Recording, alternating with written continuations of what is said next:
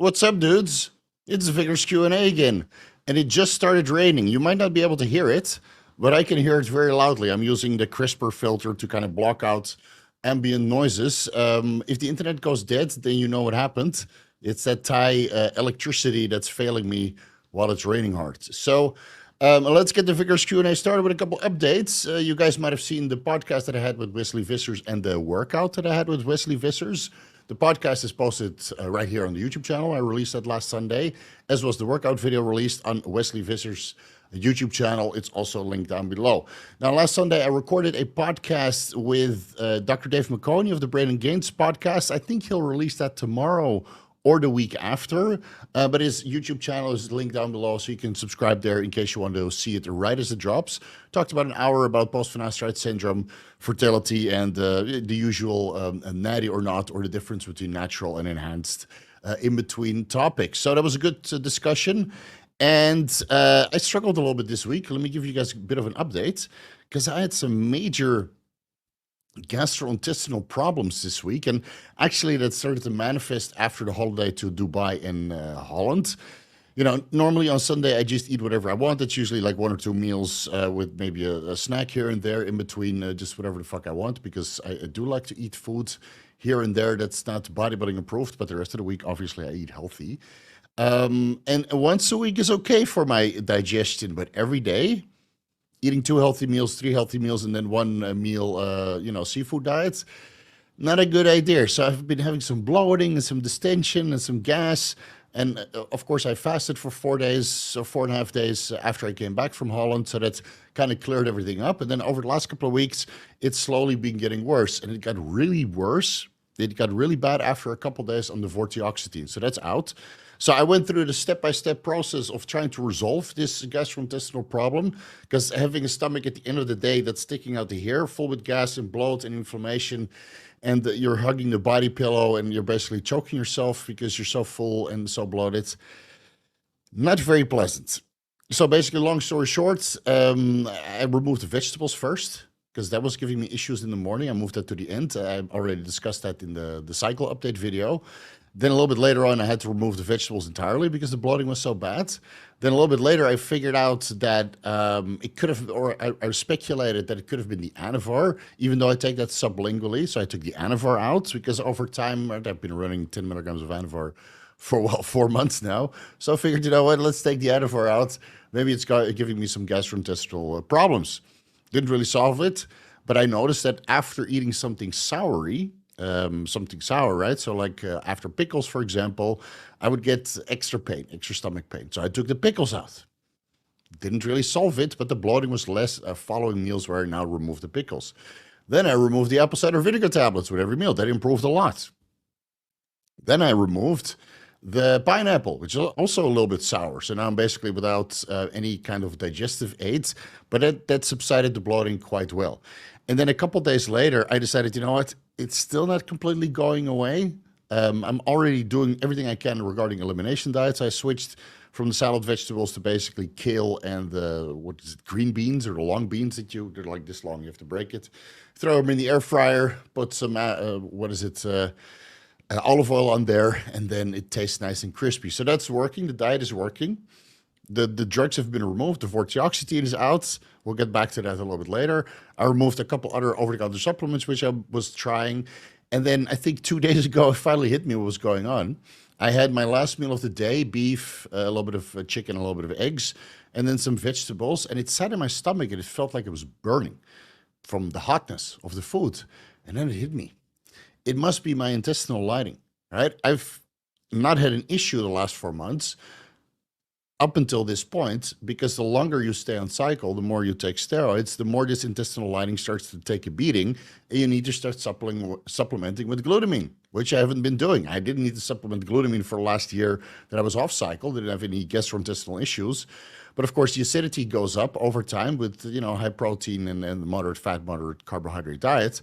And then if you add in the acids in the form of pickles and in the form of apple cider vinegar with every meal, and then pineapple post-workout to kind of help the digestion of the fish that I have post-workout, it was just a little bit too much. So I, where was I? was that? So I realized after a while, I gotta get this fucking glutamine back in my diet because it's the intestinal lining that's the problem, and this is why I'm getting so much bloating. It's basically the food pressing against my stomach with no barrier in between, and this is why the acids were doing me so much harm, basically. So I added that back in. I'll run it for about a week, and then I'll slowly start reintroducing stuff. But for now, it's at least the Vortioxetine experiment has concluded. The reason also why Vortioxetine was not sitting well with me, even though my mood was great on 2.5 milligrams, I noticed that my orgasm quality and my libido was going down a little bit, but nothing crazy, right? I didn't put it together yet. And then 2 days on 5 milligrams.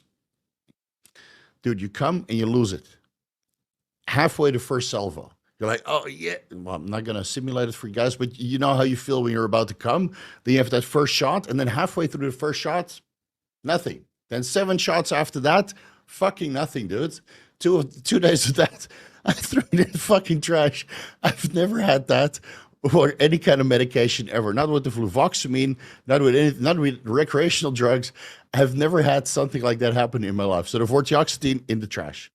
I felt great the first week. The 2 days mood-wise, right? I can't speak on anything regarding neurogenesis because I didn't run it that long. But a medication that starts fucking with my orgasm quality, no thanks, dude. No thanks. So that experiment has concluded. I will never touch Vortioxetine again. And if I feel I need it, I'll go back to fluvoxamine. But for the guys that wanted me to switch over to methylene blue, I have started as of yesterday. I felt that there was enough time to let the Vortioxetine clear. I started getting a little bit, low serotonin syndrome or symptoms, the irritation. Basically, that's very normal if you discontinue these kinds of medications. And, so I added in 5 milligrams methylene blue, no serotonin syndrome, no issues, just good stamina. I feel good on it. I feel cognitively enhanced. And this is the first time I didn't have gorilla mind response. So let's see how I do today during the live stream. Okay, so this is basically where we are right now. Hopefully I can get this gastrointestinal issues under control over next week and then reintroduce some of the things that I took out food-wise and supplement-wise.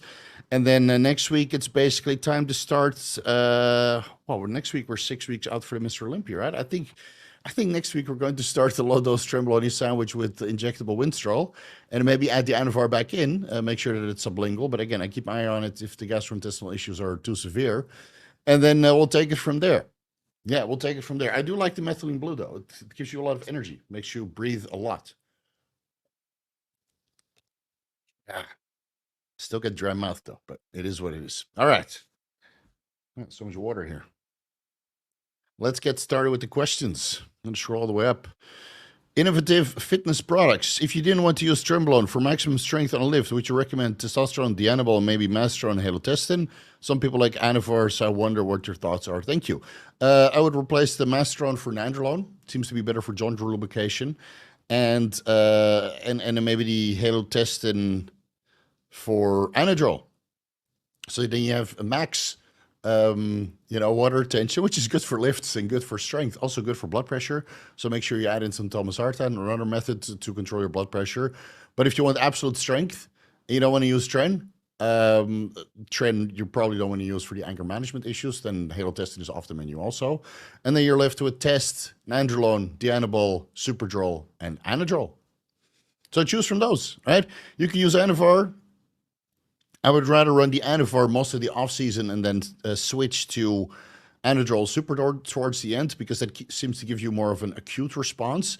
But of course, the Anavar will help with connective tissue and collagen synthesis and overall strength gains and mind-muscle connection. So you can really program your maximum lifts in, right, to the motor technique. And then later on, you switch to Anadrol or Superdrol, whatever you prefer, right? I can't really recommend you anything because everybody's different, so you would have to experiment and see what works best for you. MS, multiple sclerosis. Welcome to the Vickers crew. Oh, yeah, this is Chris Duffin becoming a member. I would like to see a podcast between you and Chris Duffin. Would compare healing protocols, training, and entrepreneurship. Yeah, we talked about it, but I totally forgot to get back to him. There's a lot of people that want to do podcasts with me, but sometimes I just forget. I should contact Evan Centopani and Roman Fritz for that podcast. I think it's about time. So, but let me reach out to Chris Duffin, and then let's see what we can do. Last week, somebody asked the clear chemistry. Patrick Arnold explains at 5733 of the Hamilton Mars altered endometriosis drug gestrinone to synthesize it. Yeah, this is well documented on the internet. It doesn't mean that other people are synthesizing it or that it's available. And even if it was available, tetrahydrogestrinone is the last compound I would want to try. I would rather try mint first. And that's also kind of low on my to-do list. All right, couple of membership questions. J. Rad asks, any concerns of adding Mirabegron 50 milligrams fasted in the morning and afternoon when taking hydrochlorothiazide daily? I'm not sure if there's a drug interaction there. I didn't get so far. I only looked at the mechanisms by itself, but I did not look into the drug interactions yet. So please do it yourself because I don't know. Could be, could not be. I'm not aware of a drug interaction between hydrochlorothiazide and clenbuterol, but then again, clenbuterol can make you cramp, and that's why electrolyte intake and taurine intake is so important. And of course, hydrochlorothiazide will make you excrete a ton of sodium. Now, I can't remember reading in the side effects that Mirabegron causes cramping, but it could be. I don't have any cramps on Mirabegron, and I have tried a Lasix here and there to kind of get the water off from the obscene amount of growth hormone and the water retention from all of the pickles. And I did not have any issue the next day. But I don't take Lasix every single day. I took it maybe twice after coming back from Dubai and Holland, and then one time in Dubai because the water retention from the flight and the sodium orgy that I had from all the pickles, 6 pickles per day. That's not a good idea when you're on 10 use a growth hormone. The pickle orgy that I had right before flying, yeah, it made me hold a lot of water. So I had no issues combining Lasix with Mirabegron, but I'm not sure about hydrochlorothiazide. Right? And if there's a drug interaction there, my sincere apology, I did not find, I did research, but I did not find anything that would have prevented me from doing that particular combination. Andrea Stauber asks, had my heart blood work checked and turns out my creatine phosphokinase myocardial band, it's the heart-specific CPK. Values are really high. Never had any issue with my heart, but I know though on 30 plus, 100 milligrams test, 150 milligrams Primo per week. Should I be worried? Should I go see a doctor anyway? Just curious about your thoughts. So my CKMB has been chronically elevated ever since the double tap from Pfizer. Not before, only after. And I've done a lot of imaging on my heart, and there's no structural issues. But CKMB and troponin T has been chronically elevated. Now, that might insinuate that I have some heart damage or certain parts of my heart are not getting enough oxygen. But that's not something that I would see on imaging. So, you know, you can do imaging. You can do the Pronuvo MRI. That's 1.5 Tesla. Accuracy. There's other ones that are 3 Tesla, but they prefer to work with 1.5. So I would discuss this with a cardiologist and then ask them, said, hey, is 1.5 Tesla accuracy enough for a heart MRI? Should I do a, what is it called? A gallium contrast to kind of see if the arteries of my heart are functioning correctly. That's not a calcium score. This is about the arteries. If there is any obstruction or the blood is not flowing through them properly. And then obviously you're getting adenosine monophosphate for the, you know, the blood vessel dilation as well. So you're hyperventilating and then you have to hold your breath. It's something else. Yeah. It's something else. So discuss this with a cardiologist. It's good that you do your blood work and the heart specific CPK. And then you have to take it from there. You know, just go through the ringer, see what happened. If you had Flurona in the past or Vaxes in the past, it might have been from that. You know, I've seen it with people's blood work who never got vaxxed. They have elevated CPK, CKMB, and elevated troponin T, and even pro-NT BNP. I always forget this one. Israel cardiac markers. And I've seen it on guys who got Flurona and vaxxed, and which is in my case, and people who got vaxxed. So I don't think there's a way to hide about it. It's just a souvenir from the early days, right, from the pandemic. And all the more reason to treat your heart right and not slam clenbuterol or other highly stimulatory compounds. Morphix asks, hey Steve, can I use nicotine spray 1 milligram or twice every day? Is there any benefits or harm from it? Is there maximum use of it per day? I have no idea. I've never specialized in nicotine, and I didn't even know that there was nicotine spray. So maybe watch that Huberman podcast where he talks about nicotine, because I have no idea, man. I smoked when I was younger, party smoking, and I don't want to touch that shit again because it's very addictive. So, and the benefits you can get from nicotine, you can get from something else, like nicotine, methylene blue, for example. And it's also a very good nootropic and antioxidant. Marcel asks, hey Steve, can you mix different compounds with different carrier oils in the same syringe for a Pharma Primo and underground lab test? Yes, but I'm doing the exact same thing, but opposite. So I'm doing Pharma test in castor oil and underground lab Primo and MCT oil, and I shake it vigorously, just like I wanted to do with my junk. Stop. On Vortioxetine, but the shaking resulted in nothing. But at least when I shake my sterile vial filled with a week's worth of Test Primo uh, and Masteron and soon Tren, the Winstrol is water-based, so I'll inject that separately. As soon as I do that and then I inject, and it's a little bit easier to draw with an insulin syringe, because drawing castor oil through an insulin syringe, man, you're sitting there longer than watching the Bitcoin chart moon. So long. Where are we now, Bitcoin-wise? Let's see, we're going to touch 40. Oh, actually, it's going up. Okay, good. Good. Let's see what happens at 60,000. Okay. Let's keep our eye on it. Oh, yeah, so there's no problem mixing that in. Oil-based, you can mix whatever. Sesame oil, castor oil, grapeseed oil, MCT oil, whatever. It's fine. Never had an issue there. Just don't mix water-based with oil-based. Dumpster Buster asks, as you mentioned in the Q&A, I'm 100% off test for the next 6 to 7 weeks. I'm in clinical hypogonadal, zero testosterone production. Permission to use 100 to 200 milligrams Primo per week, plus Anavar only is an exemption for this test period to not feel rubbish. Will it crash my estrogen too much? Yes. So Primo will crash your estrogen.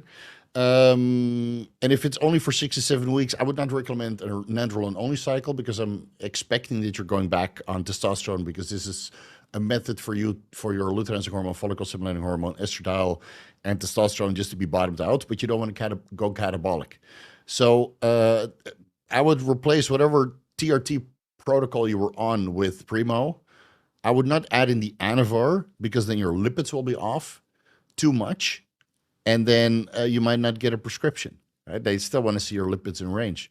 And Primo by itself, of course, is not very favorable on lipids, but I would say that it's less unfavorable on your lipids compared to Anavar. So whatever test dose you were running, if you're running 150 tests before, go to 150 Primo, run it for 6 to 7 weeks. Make sure you're on top of your fish oil, citrus bergamot, berberine, daily fasted cardio, healthy fat intake, so your lipids don't skew too much. And then at least you're clinically androgen deficient with not terrible lipids. And then you can get your testosterone prescription in the mail. You add in the 150 tests, you add in the 10 milligrams Anavar, and then we'll see you next year. And that's one hell of a cycle, man. I mean, look at this. Look at this shit. Okay, there's Masteron in there also. And mind-muscle connection, or muscle memory. So don't expect these kinds of gains. Maximo asks, hey Steve, thoughts on Ozempic?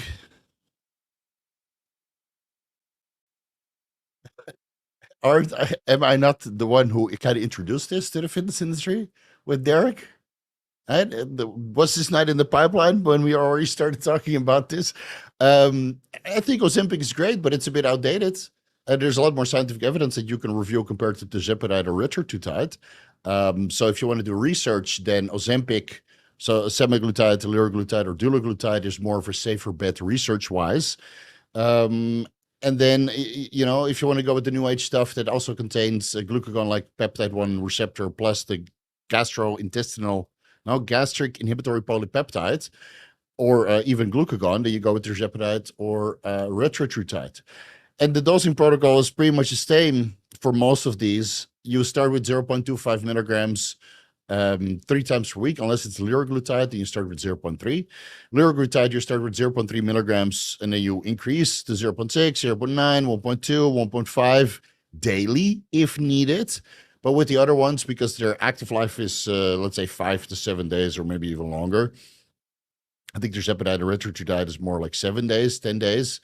or 10 to 14 days, sorry.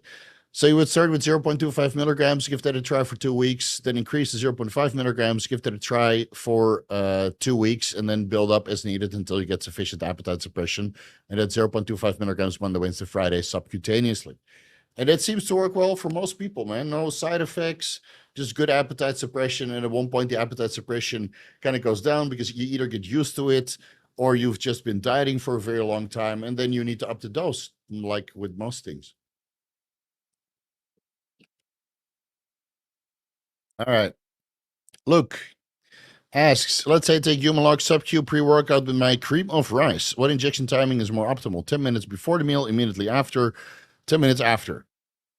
I know probably splitting hairs, but aren't we all a little bit crazy? I would just finish your meal and inject postprandial injections. That seems to be the best because if you have experience, yes, you can do it right before the meal or 10 minutes before the meal. But it's not really needed if you're also using a long-acting insulin like Humalog or not Humalog, Lantus, the 28-hour insulin. So if you're using a long-acting insulin, then you don't have to take it before meals because the insulin receptors are already being stimulated a little bit from this basal insulin that you injected in the morning. But if you have a lot of experience, then yeah, you can do it 10 minutes before meals. I'm not against that. Then it starts to peak as soon as the carbohydrates are hitting your system. It takes about 15 to 20 minutes, after ingestion for the proteins and the carbs and the fats to kind of hit your system. But if you, your bloodstream, that is.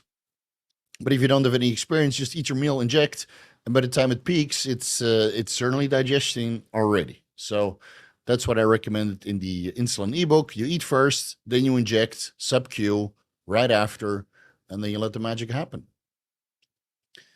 Dub Suppressor asks, methylene blue inhibits the conversion of hemoglobin to methemoglobin. So in theory, it would decrease or would increase hemoglobin levels. What are your thoughts on this? In my research, I've not encountered that, so I'm not sure. I'll take your word for it. I've not seen methylene blue increase hemoglobin levels on blood work results. The only thing that I've seen it do is lower hematocrit levels. But I'm not aware of this metabolism pathway, but I'll get to the bottom of it by the time I make the methylene blue deep dive. All right, here we go. Yo, Steve, I was wondering if you could summarize the benefits of fish oil. Is it the N3 PUFA produce less inflammatory output? I haven't looked in fish oil a very long time, buddy. So if you're clearly researching something, I haven't looked into fish oil a very long time. So off the top of my head, improved insulin sensitivity, improved brain function, even though I think, what's his name? Fuck, he just did a video on this. Physionic just did a video reviewing all of the fish oil or omega-3 benefits on brain function, and he said it was kind of inconclusive, but from what I remember reading, it might hold some benefits, probably only if you're older. So improved insulin sensitivity, it has some blood thinning effects. It obviously helps with the membrane of most cells because omega-3s are contained within the membranes, just like cholesterol and some other fat sources. So improves your lipids parameters. I mean, there's a boatload of benefits. But the COX and LOX, I haven't, anti-inflammatory, yes. I haven't looked into it in depth that long, so forgive me if I overlook something. Cerebrolysin IM or SubQ? IM, bro, because the injection volume is fucking huge. Or unless you do 1 milliliter, but I'm doing 5 milliliters intramuscularly into the glutes before bed. And oh man, do I sleep good? And oh man, do I feel smarter every day? And oh man, do I feel more calm, even though I just came off the Vortioxetine and I had a little bit of an episode a few days ago. Just keeping it real. It's a lot less than it was before. Steve, very respectful of you not to force Wesley to expose his cycle. He was clearly not ready to go into details. No, but Wesley has gone into details in the past. But when we make these kinds of podcasts, especially with Roman Fritz, Evans Indepani, or any other pro that I have on, it's always a touchy subject. It's always is. So I asked him before we start the podcast, can we talk about PEDs? Because I know Wesley was open. I knew Evans Indepani was open. I know Roman Fritz was open about that. But sometimes these guys realize that it might backfire. And Wesley got a good amount of shit for opening up, being so transparent on the podcast that he did with Kurt Havens and Paul Barnett, that he decided, you know what? Then I was a top 10 guy or a top 7 guy, and now I'm a top 2 guy, technically. So let's just leave it be. And you got to respect him for that, because the IFBB still does not prefer you to really talk about PEDs that openly. I mean, Chris Bumstead hints about not liking Tren or running low dose cycles of 500 milligrams testosterone. Doesn't go into details. Like Wesley went into really good details with Kurt Havens and Paul Barnett. And if he doesn't want to go into detail anymore because it backfires, or people don't believe it, or the followers are just going to copy it and then expect to look like Wesley, but nobody will. I mean, Arnold didn't even look like Wesley, and they're almost carbon copies. I mean, Wesley Vissers smokes Arnold's conditioning, and he's far more balanced. You know, let's be figuring out, at least with the modern standards. Like his chest can come up based on the old standards, but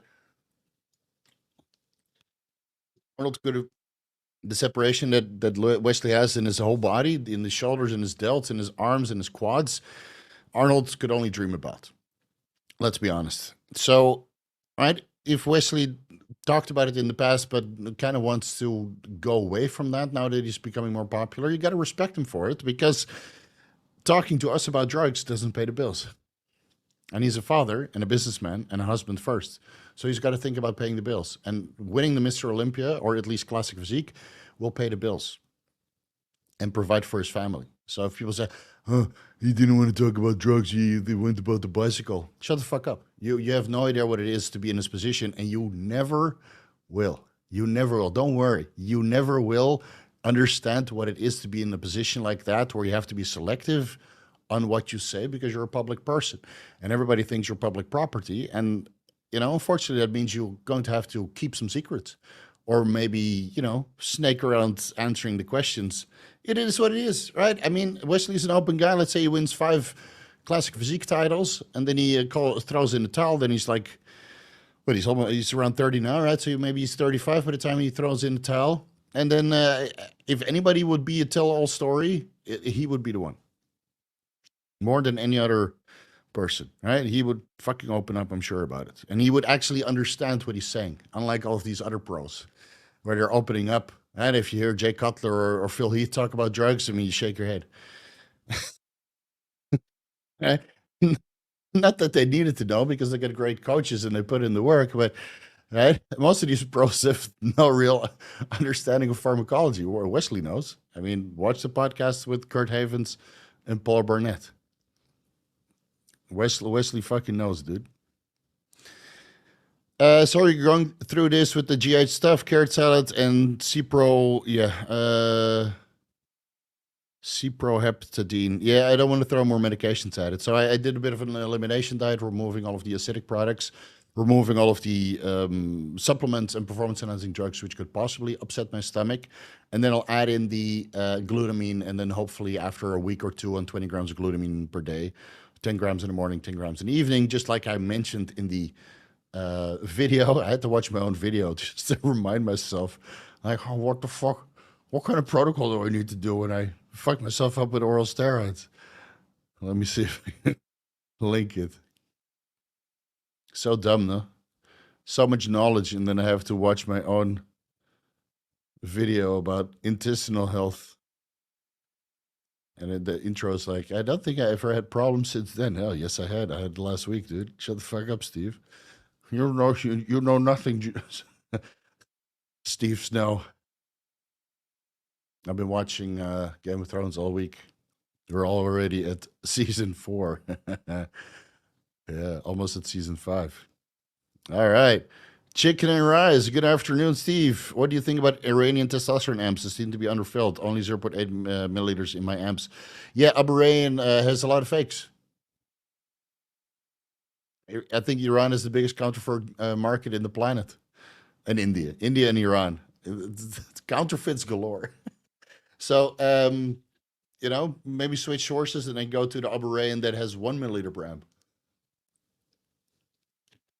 Or you learn how to draw better, because maybe it's your drawing technique. I can get a 1.3 Milliliters out of my bare test of iron amps, man. Yeah, that's just me. Adam X better than Semax for Adamax better for Semax for longer periods of mental work. Yeah, I tried Semax and acetyl Semax and what is it? And Naset, and I think I tried Adamax as well. And I think that they're all pretty much the same, but the dosages are lower, right? I think N-acetyl Semax is half the dose of regular Semax, and then Adamax is the half dose of N-acetyl Semax. And it might work a little bit longer, but honestly, it all pretty much feels the same, man. I take Semax occasionally here and there.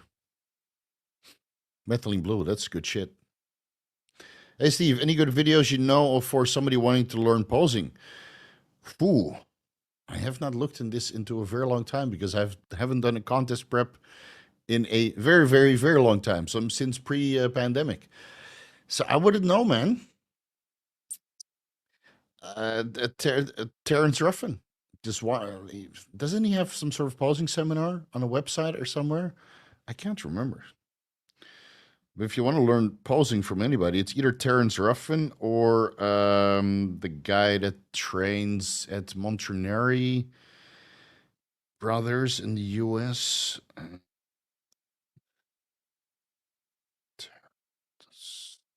Rough Diesel. Does he have a posing YouTube channel? Yeah, the Posing Academy. So you go to Rough Diesel's Instagram page. Oh, it's Candidly, so it's private. No, what is it? $200 for $30. Cheaper than me. A lot cheaper than me. And probably better advice when it comes to posing. And then there's who was that other posing coach? Posing coach.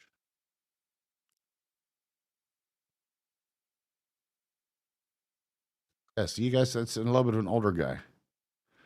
Put it in the chat.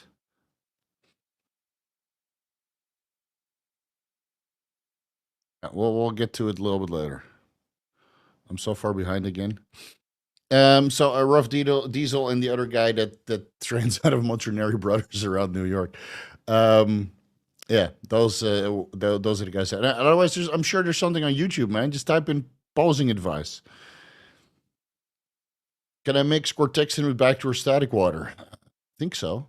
It's a peptide, right? So I've never used it myself. It seemed inferior to Cerebrolysin when I did my research.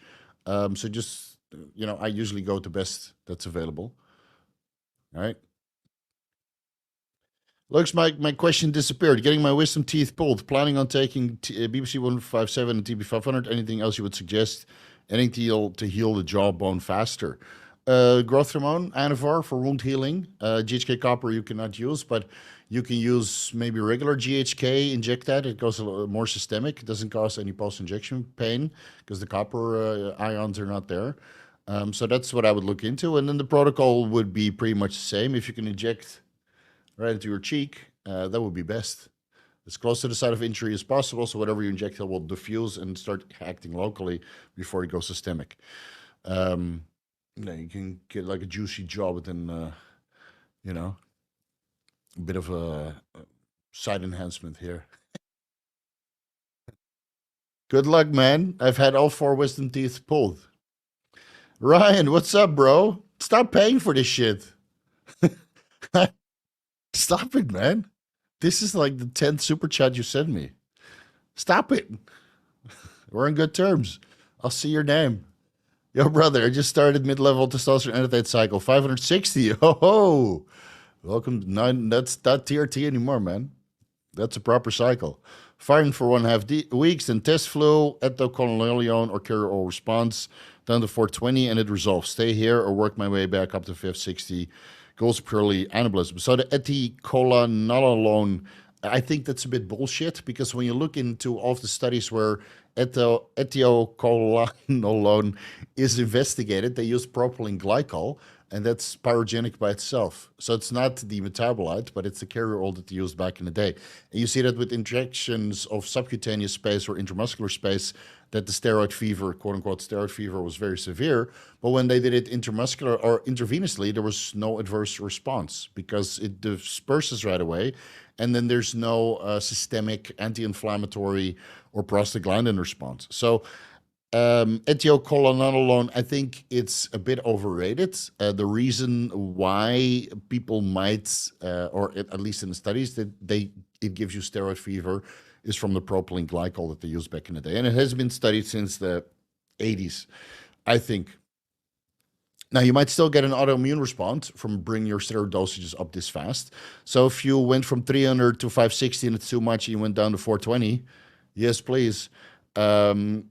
And it resolved, then that might be like the threshold where you don't get an autoimmune response or your body temperature goes up or your metabolism increases. And then later on, as you gain more muscle, this 420 is now less for your body weight than it was before, and you should be able to bump it up to 560. So this is why we do step-by-step cycle design. This is why I started with 150 tests and then add a little bit of this after a couple of weeks and add a little bit of this. And then, well, starting next week, I'll be on 750 milligrams, but I didn't start there. That, would have been way too much. So just keep it here for a month and then bump it up again. I doubt you'll get the same response. I think you'll just get a good response. And then you're a bit in new territory, so your body doesn't know what to do with 560 milligrams of steroids yet. It does know what it can do with 420. Add in a little bit of Cialis and other methods to increase androgen receptor content. And then we'll see you at 560, let's say in the middle of September, bro. Give me a post by email. I'd love to know how it goes. Maybe we can meet at 750 and then we'll both be super jacked. How many sets do you do per body part? A non-PED question. Man, praise the Lords. All right, so how many sets? I mostly train intuitively now because if I follow progressive overload and I track my lifts, then I just injure myself or I make myself super dumb because I have to get these reps and I have to get it to failure and et cetera, et cetera, et cetera. So I train mostly intuitive. So let's say the setup for most workouts is still pretty much the same. I do a proper warm-up, 3 sets of 20 reps with the bar or empty machine, right? Or a very low weight machine just to get a pump going, get the mind-muscle connection going, and just kind of get started with the workout. And then I increment up. The second or the fourth set is also a warm-up. It's usually around 12 reps. And then I keep pyramiding up with 6 reps until I hit my working weight. And my working weight might be heavier or lighter than the week before, but it might also be on a different exercise. So you don't really know. I just kind of squeeze, let's say chest, kind of squeeze, and then I kind of guesstimate what has energy, what doesn't have energy, and what is going to feel good. So instead of decline, I might do incline or vice versa, or I might do pre-exhaust, and then pyramid my way up until 6 is heavy, and then I go to 12 or maybe 9. Right? Maybe you underestimate or overshoot, right? Over whatever. You guys know what I mean. So you aim for 12, but you only get 9. And sometimes you aim for 12 because it got heavy at 6. And then somehow you get 15. Or maybe you get 9 full ones with the proper close. And then you do 3 partials. And then 3, like, you're not even moving. But you keep the weight moving. So after that, I do a back-off set with maybe 80% of the weight. Sometimes 75, sometimes 90. Depends on how I feel and how some of the machines, they kind of go down in weight fast. So you only have to change it a little bit. And, and then I do another set and then I go to the next exercise. Sometimes I do an acclimation set to kind of feel the exercise. Sometimes I go straight through. So how many working sets? It's, let's say, anywhere between 6 to 12 per body part. And then a working set, I would consider anything where I go either 2 reps in reserve or complete mechanical failure, where I do partials, stretch partials on the load. Science. Science nerds. I just, so instead, but I don't do the grinder sets anymore. I don't do that shit anymore, man. It fucking zaps my energy. So if I, let's say I do incline dumbbell press, 40 kilos, nothing crazy. I get 9 reps And then the 10th one I can't close, and then I just go back and I go a little bit less and less and less and less, and then I might end up at 12 or 15 reps or whatever, and that's it. So instead of doing the 10th rep where I'm like just, you know, training my central nervous system to make myself stupid for the rest of the day, I just go down again. 4-second negative, 1 or 2-second positive, stretching the hole, and a little bit of a squeeze on the top. Most of my sets last about a minute, give or take. Yeah, that's longer than I have sex with my wife. So, yeah. All right. Thanks for the non-drug question. Illusion decided to use fat loss aid to help shred the last little bit of fat. 50 micrograms clen, 1.5 milligrams semaglutide. It's not a fat burner, but an appetite suppressant, but I'm okay with it. 37.5 milligrams T3, 10 milligrams cardarine, 1,000 milligrams of carnitine. Anything else you could suggest on TTM? I don't know what that stands for in VAR. Test Tren Mastrone. Okay, I'm assuming that's Test Tren Mastrone in VAR. Tits, more tits, and, well, yeah, an Anavar, of course. What can you add to this? I would replace the clenbuterol for Mirabegron. It's a superior fat burner with less side effects. And look into SLU PP332. I didn't use it yet, but everybody that I talked to, and you guys that they have used it, are raving about it. So look into SLU PP332. Either get it from BL with Dean's code, or get it from AA for my code. And if you don't know what that means, send me an email at info@vicarsteve.com. And all shall be revealed. And then maybe a little bit of methylene blue, man. Fuck, I fucking love it. Not that it's a fat burner, but it keeps you going. Makes you fucking feel hot inside also. So I'm sweating buckets. Hey, Steve, I know you just spoke about the issues with your diet. Lol. It's not lol. It's not funny. I'd heard it. I was in pain. But as somebody inspired by it, is Ezetimibe likely a requirement? What? I want TRT, those only currently. Any tips beyond that? So what does my diet to do with Ezetimibe? Well, I'm going to answer your question anyway.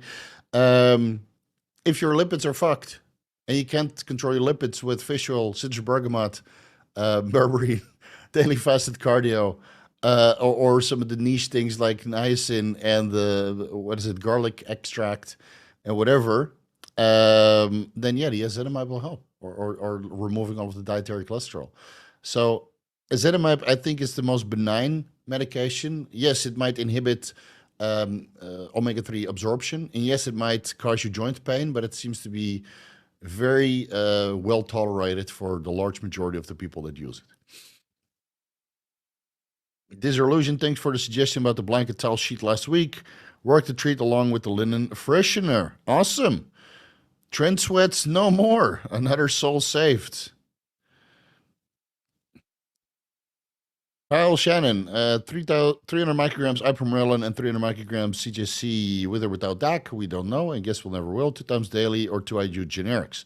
If you're below 25, I would do the growth hormone secretagogues. And if you're over 25 or over 30 for sure, I would do the generics. But this protocol, the generics are probably cheaper because 2 IU generics will probably set you back $3. And this much growth hormone secretagogue will probably set you back $5. Money wins, man. Money wins. Or you can say, fuck it, I'm going to go 3 IU's generic, and it will certainly win. Have you ever had any experience with a PCSK9 inhibitor or Patha to help with lipids on and off cycle? No, I've never had a need to use it. And I think if if you need a PCSK9 inhibitor to help you with your cycle, then you shouldn't be on steroids, man.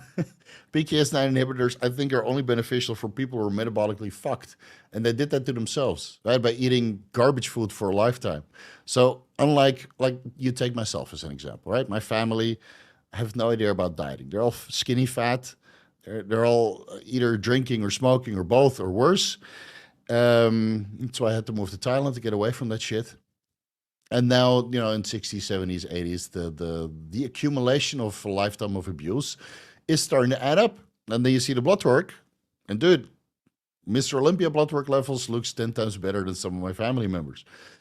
They are candidates for PCSK9 inhibitors. what you should do is when you're 50 and you get into this, or whenever you get into this lifestyle, you start eating healthy, you start cooking your own meals. And then when you're ready for anabolic steroids, whether that's TRT or not, or a little bit more, then the foundation is already there. You've treated your body right. There should be no issues with your lipids. And even if you abuse the steroids to the max with injectable Winstrol at 200 milligrams per day, I still don't see a fucking reason to add in the PCSK9 inhibitor. Really. Because hopefully at that point you do everything else right. You know, and mega dosing 200 milligrams injectable Winstrol, how long are you going to do that? 6 weeks into a bodybuilding contest? That's foreseeable, man. It's foreseeable. That's still less bad than eating at McDonald's your entire life. And smoking and drinking. So, Ezetimibe is the only medication 99% of the people in the fitness industry need for lipid management. And if you come to a point where you need a PCSK9 inhibitor, I don't want to hear about longevity stuff. Yeah, that's a decision you're going to have to make. But if you come to a position where you need a PCSK9 inhibitor, you've been basically committing self-deletion for your entire life by bad lifestyle choices. And then it's your own fucking fault. Yeah.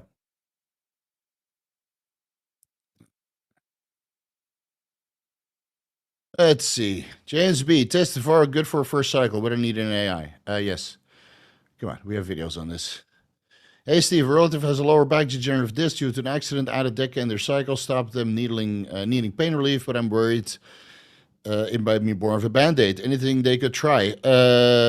Surgery and stem cells. Because nandrolone is indeed a Band-Aid. It just adds in a little bit of water in between the discs. So what they need is, stem cells.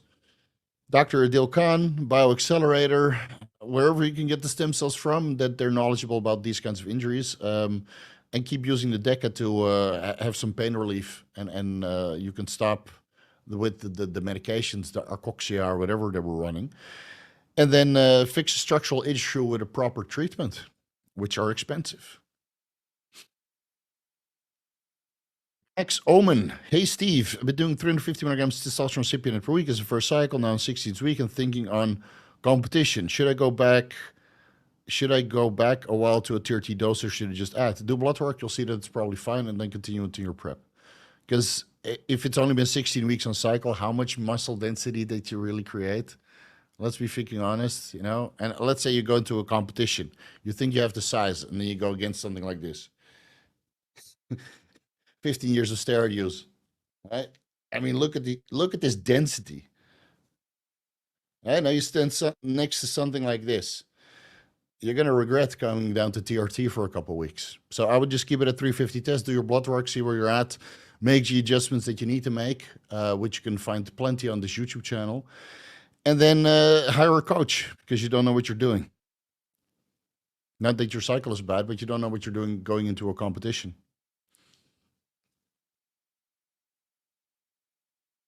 So spend the money and get good results. Cystatin C GFR of 79 too low to start first trend cycle. I would need to see your numbers and your other markers, but your actual cystatin C. So post that. I know we're about 25 minutes behind, but I can't do anything with this. So cystatin C GFR based on what besides cystatin C? You know. Aryan bulking 2,600 calories and lost about 0.2 kilos a day, up to 2,850. Added in 4 AU's insulin pre-workout, 500 milligrams Increlex bilaterally. Good to see that more people are finding it. 100 micrograms LR3 bilaterally. Just throw that out. Save your money on for Increlex. The 100 micrograms LR3 is not going to do anything on top of 500 micrograms Increlex and insulin. Creatine from 5 to 10, up 0.3 kilos per day. Worried about this is too much fat. No, that sounds like eventually it will top. But dude, you made a 10% caloric adjustment. So you're just gaining fullness and size. Leave it there, man. Don't worry about it. Don't fucking worry about it. I think this is totally fine. Eventually that will top off, and then you just keep growing size. But you're going to hold water on insulin, Increlex, and creatine, obviously. Test P to test E, should I expect a lag in switches? No, don't overcomplicate it. That's an Epitalon. Good if you want to do that protocol for longevity purposes while fasting or not. But tangible results, unless you can somehow check your telomeres, I'm not entirely sure.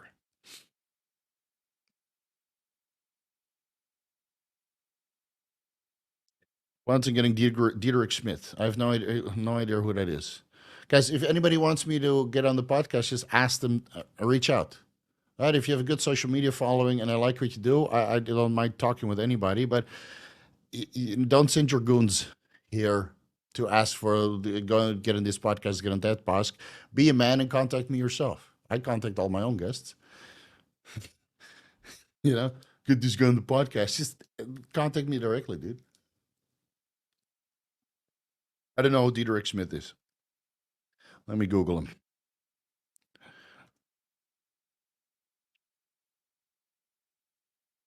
Looks like an actor.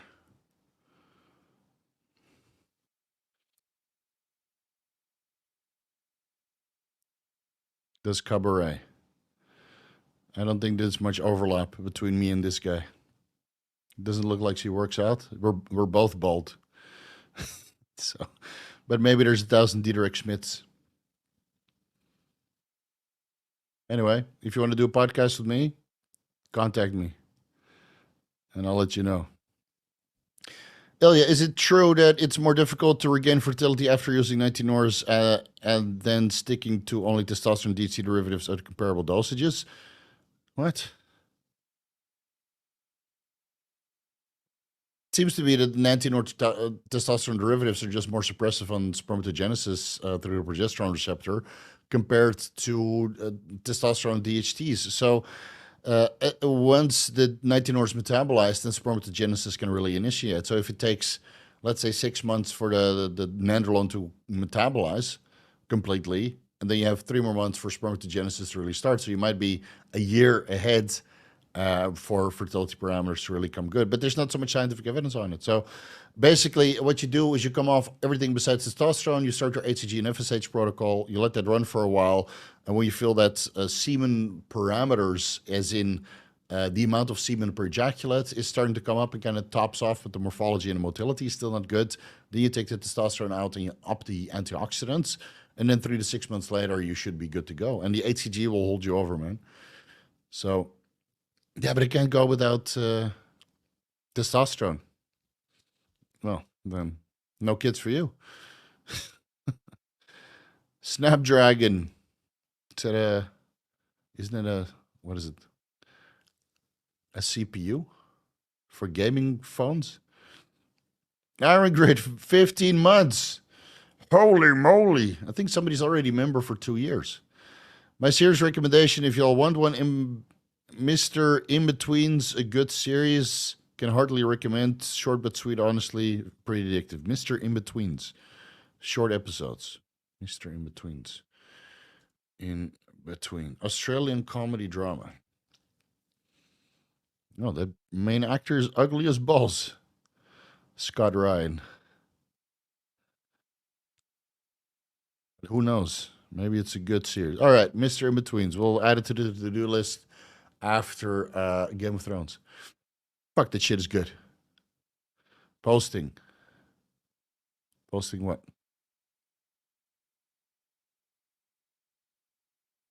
Peter Thiel and Joe Rogan is sweaty. He said he likes growth hormone and nicotine, but probably not from those two. What cognitive enhancers would cause that effect? Not from him, but the general, someone in general. Maybe he was nervous. It happens, man. Dude, every time I have a consultation, my back is soaked. And not because I'm nervous, but I'm just excited to talk to people, to see them light their eyes up like, oh, holy shit, you're piecing it all together for me in 20 minutes or 40 minutes, and now I can change my life finally after having gone through so many other clients or coaches or done other consultations. And I know it just makes me excited, man. I get sweaty too. It happens. So maybe it was an Adderall. Going on Joe Rogan is a big deal. I remember when Derek went on Joe Rogan, and he was pretty fucking nervous, But now he's a pro. He's been on Joe Rogan 3 times already, and I'm sure if I ever get on Joe Rogan, which I'm not counting on, um, I'm gonna be nervous and sweaty too. I'll be guzzling water the whole episode. I will smuggle some fucking cigars into the country. If I ever get on Joe Rogan, you bet all of your testicles and your parents' testicles too that I will bring some proper cigars to that podcast. Are those New World? No, Joe. No, this is the real shit. You see the cigar? That's more than you make in a month. You can't say that to Joe Rogan, but you can't say that to the guy from Lost. Guys remember that scene from Lost? Where I can't remember the actor's name. Desmond. He comes to the dad's office of Penny, and the guy pours him 2 drinks. And he says, his glass is more than you make in a month or something like that. It will be wasted on you. And he finishes 2 glasses. What a fucking cunt. But the quote is still legendary. Can you pin injectable L-carnitine on an empty stomach, or do you need carbs for the insulin spike? If so, how many carbs? I don't know. I do it empty stomach, and I do my cardio, and I sweat buckets. And if I don't inject it, then I don't sweat buckets. I just sweat. So there seems to be a response. And who knows, man? Maybe it's a little bit of carbohydrates that I have in my morning over-the-counter supplements, because they all contain binders, right? So maybe get a small insulin secretion from that. I don't know. I think it's greatly exaggerated. I think muscular contractions are great for absorbing nutrients, whether that's amino acids, creatine, or carnitine. And if you do cardio, you do muscular contractions. So, and I've done injectable L-carnitine on ketogenic diets with minimal insulin release, and it worked just fine. So don't overcomplicate it. Just inject your carnitine, shut the fuck up, do your cardio. And you don't need an insulin spike, man. Yeah, but the science, okay, oh, fine. Stay small and fat then. You know. Hi there. Would smaller injections of things like GSK copper give less post-injection pain with steroids brewing in cat? So you want to mix water-based with castor oil? I don't think that's a good idea, buddy. Just dilute it. That's what I did. I diluted with more water than usual. So instead of having 1 milligram per 1 milliliter, you have 1 milligram per 5 milliliter, for example. Actually, no, I had 5 milligrams per half a milliliter, so the concentration is far higher. It's 50 milligrams per 1 milliliter, and then I added 4 milliliters in, so 50 milligrams per 5 milliliters. Yeah, so 10 milligrams per 1 milliliter. So 5 milligrams per half a milliliter. That was the solution. It still gave me post-injection pain, but that vial is now gone, and I will not use it again unless I have surgery. I was able to fill out my teardrops and my triceps, though, a little bit. Yeah, good stuff. How many G's of fat in the off-season while on Lantus? 1 gram per kilogram overkill. Also, how long do you think you can use a pen after opening it? The insert says 4 weeks. I don't know if you use it up to 60 days. Because if you only use 5 to 10 IUs and it's a 300 IU pen, then on 10 IUs per day, it's 30 days. But on 5 IUs per day, then it's 60 days. And I've used that and still got good insulin management, albeit that 5 IUs from the old pen does not feel as potent as 5 IUs from the new pen, and I can clearly see that on my glucose levels. Let's say the next day after the injection, fasting glucose levels are a little bit lower on 5 IUs from a new pen compared to an old pen. Still works, but bioavailability does seem to go down after, let's say, 30 days. And fat, I don't know what else you're doing, man. It really depends on your activity levels, how many sets, how long you're sleeping, if you're using Trenbolone or not. So I've done 250 grams of fat on Lantus during the off season, and I've done as low as 70 grams of fat, and I was about 120 kilos around that time. I'm 110 now. 110. I don't know what happened. I ate a lot this week. There's not a dieting week for me. I was like, yo, your stomach, you don't want to agree with me? Fuck you then. Here's the calories, so start filling out. Yeah, it was good. Nice and wet. It's hilarious when you see people in the gym. They're like, what the fuck is going on with you? So what do you mean? You look huge. You know what's funny? There's 5 guys at my gym that recognize me from the Wesley Vissers podcast, and they've been there for years, and they had no idea I had a YouTube channel. I saw you on Wesley Vissers' podcast. Training with Wesley Visser. Your figure Steve, right? See, yes. So you don't know about me? So what do you mean I have my own YouTube channel? I didn't know. No, it's good not to be famous. Lowers injections a couple times a day. Please put it all in the same chat because I have no idea what you're talking about. With lower injections. Oh, you want to microdose it over the day? No, you'll still get post-injection pain. You need to dilute it. That's an upper lower training splits 4 times a week. Yeah, you can do that. I have training articles on my website, buddy. I'll link it down below. Just read those. Break it down nice and easy. It's not very scientific, but it gets the job done. It gets the job done. You know, you guys know me. I'm not very scientific when it comes to training. I just go to the gym and have a good time. I'm not a fucking athlete. I'm a hobby bodybuilder that takes drugs because you asked me to. I'm a professional drug user. Steve, what about methylene blue? Steve, what about SLUPP332? Well, I'll use it and I'll make a video about it and then I get paid for it through affiliate sales or through AdSense revenue or consultations. I am a professional drug user, not a professional trainer. Have you tried taking calcium carbonate alongside Anavar for a short-term effect on acid reflux? Yes, I had one night, not calcium carbonate, because I don't like to take a boatload of calcium, but I took sodium bicarbonate one night when the acid in my stomach was just too bad. I fasted that day, and then I got like pain and acid and little micro burps, and like, fuck this, man. So that was after I removed the pickles, because sodium bicarbonate obviously loaded with sodium. So every time I went to the bed, I took one teaspoon, it's about 5 to 7 grams of sodium bicarbonate, mixed that in water, drank it down, got a great relief in my intestinal tract, and then obviously a little bit later you have to go to the bathroom again, and then you do it all over again. So I might have slammed like 25 grams of sodium bicarbonate, and that really did wonders for my gut the next day. Yeah, just to kind of kill the acid. But calcium carbonate, I don't think is a good idea. It's a lot of calcium, man.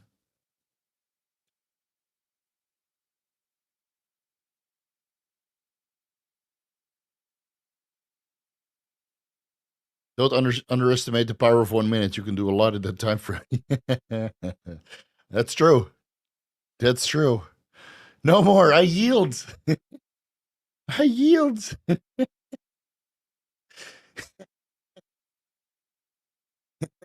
If you know, you know. Stop poking me. Said, you want to come or what? Raising total testosterone to 1200 with testosterone versus raising it with enclomiphene to 1200. Is the anabolism the same? Could be. Is there? You can also get a blood clot from enclomiphene. So maybe the anabolism is the same, but one results in death or limbs that need to be amputated, and the other one results in you making continuous gain. So over a long period of time, I would say that testosterone wins, but maybe in a short window of time, you get similar results. Or is there any benefit of using testosterone? Yeah, you're a man if you use testosterone. If you're using clomiphene, you're a little bitch. You can use it for post-cycle therapy after you've used testosterone. Unreal though, more than 30 minutes, I just started to get bored. I don't understand how people want to last hours. I lasted an hour once. It gets unfun. Not gonna lie, cannot recommend. If we're talking about sex, then Iron Grid, you have a lot to learn. Come on, man. Do you still use bemethylmoxapine? No.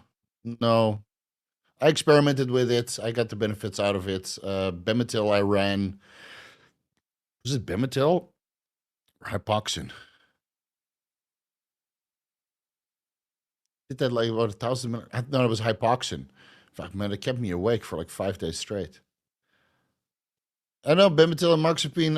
I like amoxapine though, but you know, I'm just on to the next drug experiment. And it's mostly for endurance or hand-eye coordination. And I mean, how much endurance do you need for a 1 minute set? I mean, let's be fucking honest, dude. I'm not an Olympic lifter.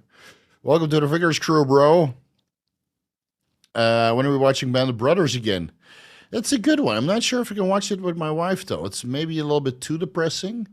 Like there's not too much romance involved. Like with Game of Thrones, you get a little bit of everything, right? A lot of fucking incest and pedophilia, though. I don't think Game of Thrones can be. I mean, you watch House of the Dragons. There's a lot less. Is there? Oh, there's some incest, right? Yeah, but there's no more pedophilia in there or implications and that kind of stuff. So maybe that's for the best. I mean, the YouTubers seem to be ridden with pedophiles. YouTube's golden boy. It's not looking good for the golden boy of YouTube. And guess what's going to happen once all that drama blows over? Then the ad revenue is going to be even less because if the golden boy of YouTube is a weirdo, then or his team is a weirdo, then I don't know. Probably don't want to advertise on the platform that much more. Anyway, Band of Brothers, I don't know. Let's see. Let's see. I'll pitch it to my wife. Yeah, we've just finished House of the Dragon. It's like I can't remember what the hell was going on. Let's watch Game of Thrones again. So yes, we're watching it up until season 8, and then we pretend that season 8 never happened. TRT at 28. If your testosterone levels are low and you need it medically, go for it, man. And you go to your doctor and get blood work to find out. Yeah, so exactly. Rico Dyson, hey Steve, I've seen guys on other fitness channels take for the IU's insulin before fasted cardio, drop blood glucose levels for enhanced fat loss. Wouldn't the added insulin blunt the fat loss effect? No. No, and I've done that myself too. I use insulin intramuscularly and then do cardio. You go pretty fucking hypo.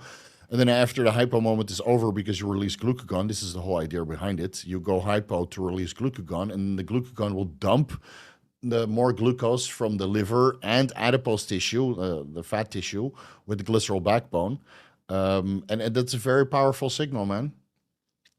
It's a very powerful signal. Bodybuilders have been doing this for a very, very, very long time. But bodybuilders are also a lot more experienced than recreational hobbyists. And that's why maybe in the beginning of my channel, I would still talk about that. But I know now, based on the people or the questions that people ask, that there's significantly less hardcore bodybuilders on this YouTube channel than hobbyists. And taking insulin before fasted cardio is not for hobbyists. That's why I don't do it myself anymore. So I would rather inject glucagon, man, but that's like $50 a shot. No, the added insulin will not blunt fat loss if it's only 2 IUs. Hey, Steve, have you noticed your heart rate increase while using growth hormone? No. No, I haven't noticed that. My heart increased randomly from one day to the next without changing anything but growth hormone intramuscular to SubQ. Thoughts? Never heard of that before. It never happened to me. So, I don't know. Make sure you do your cardio. If fasted blood sugar is in a healthy range and any risk to insulin resistance from using Humalog pre-workout only once a day on training days, eat clean, 1.5 kilos per day of fruit and vegetable. No, because the act of training would improve insulin sensitivity, and I don't think you're going to get insulin resistance from that. So, assuming that your Humalog dose is moderate and you're controlling your carbohydrate and you don't go hypo, then I don't think it's going to be an issue, man. Richard's World Traveler, what would you stack with a low dose Adderall, 5 milligrams? I tried 100 milligrams modafinil, alpha GPT, L-tyrosine, caffeine, Thomasartan, anything else. Every time I used Adderall, it was on such limited supply because you're not supposed to have it in Thailand because they mark that as a drug, basically. I only use 5 milligrams and nothing else. So if I were to run it again, I'll probably combine it with alpha GPC, L-tyrosine, uridine 5-monophosphate, and maybe 10 milligrams of Nupept, but not modafinil. It's too stimulatory. Thomasartan, I don't think you can get a nootropic benefit from that. But if you want to control your blood pressure increase, then from the Adderall and the caffeine, then yeah, maybe. Yeah. Yeah. Or you can go with Gorilla Mind Respawn, man. That comes very close to Adderall already. Maybe added some methylene blue, man. This shit's great. Yeah, put you in a good mood too. All right, cystatin 1.04, GSFR 97, gamma GT 13. Okay, I think your cystatin C is a little bit out of range. If you're using thyroid medication, then that might be the reason why cystatin C is slightly elevated, or you're not properly hydrated. So why don't you get your cystatin C under control? with astragalus root extract, if you're using thyroid meds, bring those down or just keep it in the back of your head that cystatin C is going to be elevated while you're using thyroid meds because you're thinking about adding in the Trenbolone, and you're probably also on thyroid meds. Let's be honest here. And then the Trenbolone might make it worse. So it's up to you now to bring that level down with 6 grams astragalus root extract per day. Check it again in a month, and then add in the Trenbolone and maybe add in some blood pressure management because maybe blood pressure is too high, right? So, hello, Steve. I'm currently taking 50 milligrams Mirabegron in the morning before working out. And when should I add in the other 50 milligrams? Later in the day, I guess, if you're doing your cardio then. If you work out in the morning, then I would take it the next time before you do additional activity. And if you don't do additional activity, you should be able to take it before bed because it doesn't increase your heart rate. But you might be sweaty. Yeah. Do I really need a copper IUD for female cycle? That's what my wife did. Yeah.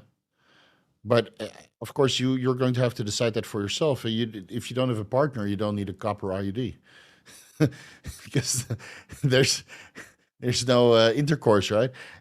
I think a copper IUD is still better than a hormonal IUD from a fat loss and mood perspective. But then again, copper IUD can also have long-term negative health implications on fertility parameters. So do some research, see what you want, and otherwise get with a guy on steroids and then have him do his semen parameters. And if his semen is 0, then you can bust nuts inside, no problem, my lady.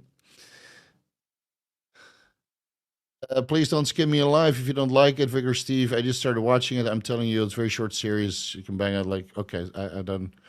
That's Mr. Whatever, right? Let's take to the drug questions. K Africano. Is there a question attached to that? Don't see it. Well, if there's a question, post it a little bit later. What clinics or labs do you recommend for blood tests in Bangkok? Bria Labs, Lot Prow 110. I'll link it down below. Bria Lab. Actually, this is all mentioned in my Thailand survival guide.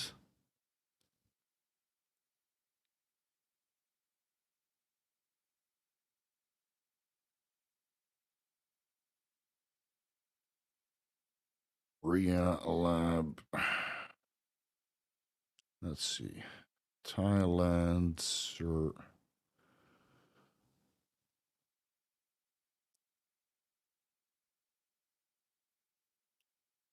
Okay, linked down below.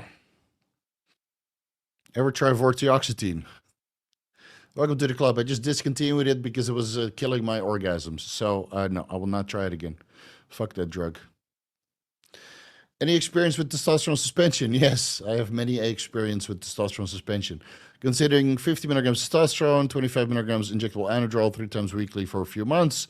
Also considering doing some stampede with that because the pump. Yeah, go for it, man. If you're well experienced and you know how to mitigate the post-injection pain, or you got a guy that knows how to brew it with what's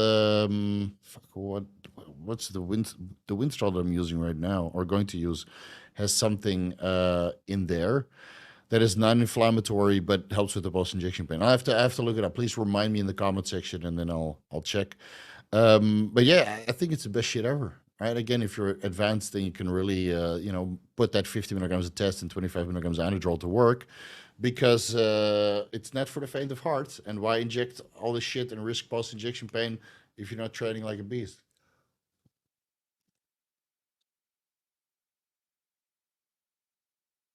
Bro, Steve getting paid to test and use drugs. Can't wait for his Netflix documentary. Yeah.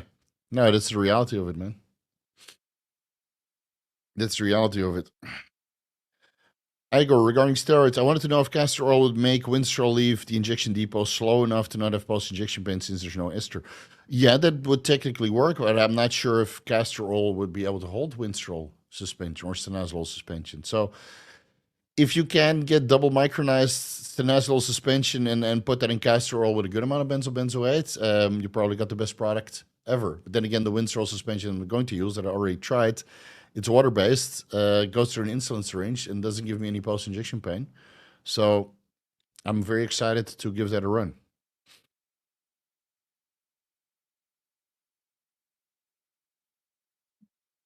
Navid's running 550 milligrams testosterone, 250 milligrams EQ, 200 Tren. Got glute lines, but face looks bloated. Yeah, the lean body, fat face phenomenon. Really weird look. This is normal. It's you probably need to reduce the calories before you go to bed, and look into your blood pressure because you're holding so much fluid in your face, and it's probably because there's so much capillaries there in this area. And you might just have to, go hungry before you go to bed, and maybe add in some growth hormone that seems to thin out the face also. Right, you really get these sunken in lines over time. But yeah, fat face, lean body just means that you're eating too much before bed, and there might be a blood pressure issue. So get that checked.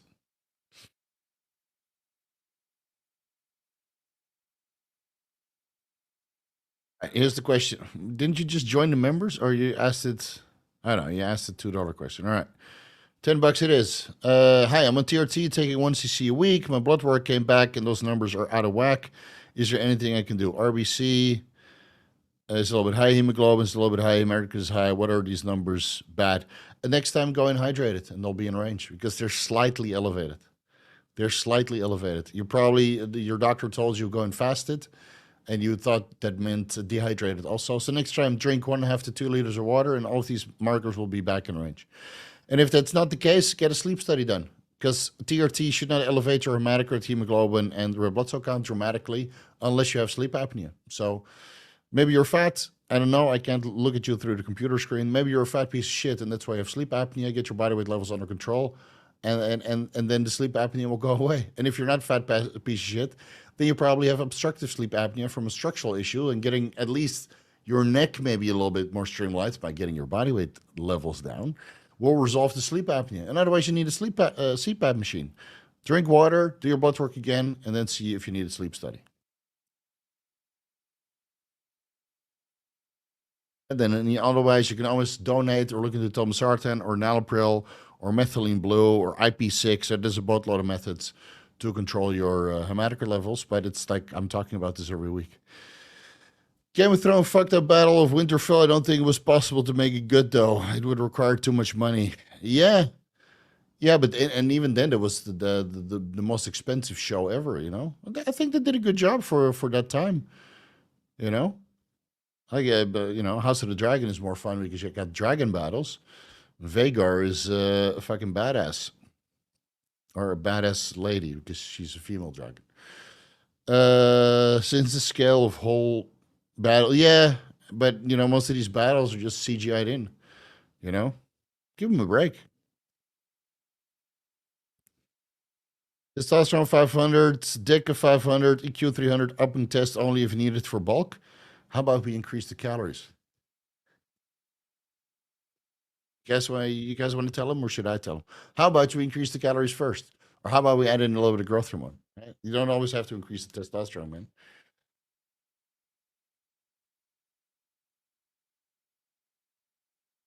What's the best stack for bulking, Steve? More food. Iron. Would exogenous insulin help drive pre-workouts like gorilla mode into the muscle better than food? No. No. Already consuming 195 grams of banana, 125 grams of cooked rice, 75 grams of carbs in total, 45 minutes before the workout. No, just stay vanilla. Have your pre-workout meal. Take your gorilla mode or gorilla mode nitric, and don't worry about the insulin. And otherwise, add in the pre-workout or the post-workout from Gorilla Mode, right? That has half a scoop of that is about 20 grams of carbs. 25 grams of carbs should be more than enough insulin to release. But I doubt it worked. It will work any better. I use Gorilla Mode Nitric, and I get pumps on the days that I use it like fucking crazy.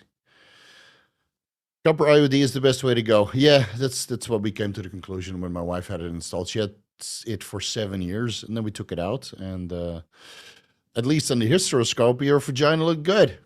But we have to do a little surgery next week because she has some cysts in the beginning of her uterus. So we'll scrape those out, and then we'll start implanting in the end of September. And this shit takes so long, dude. Takes so long.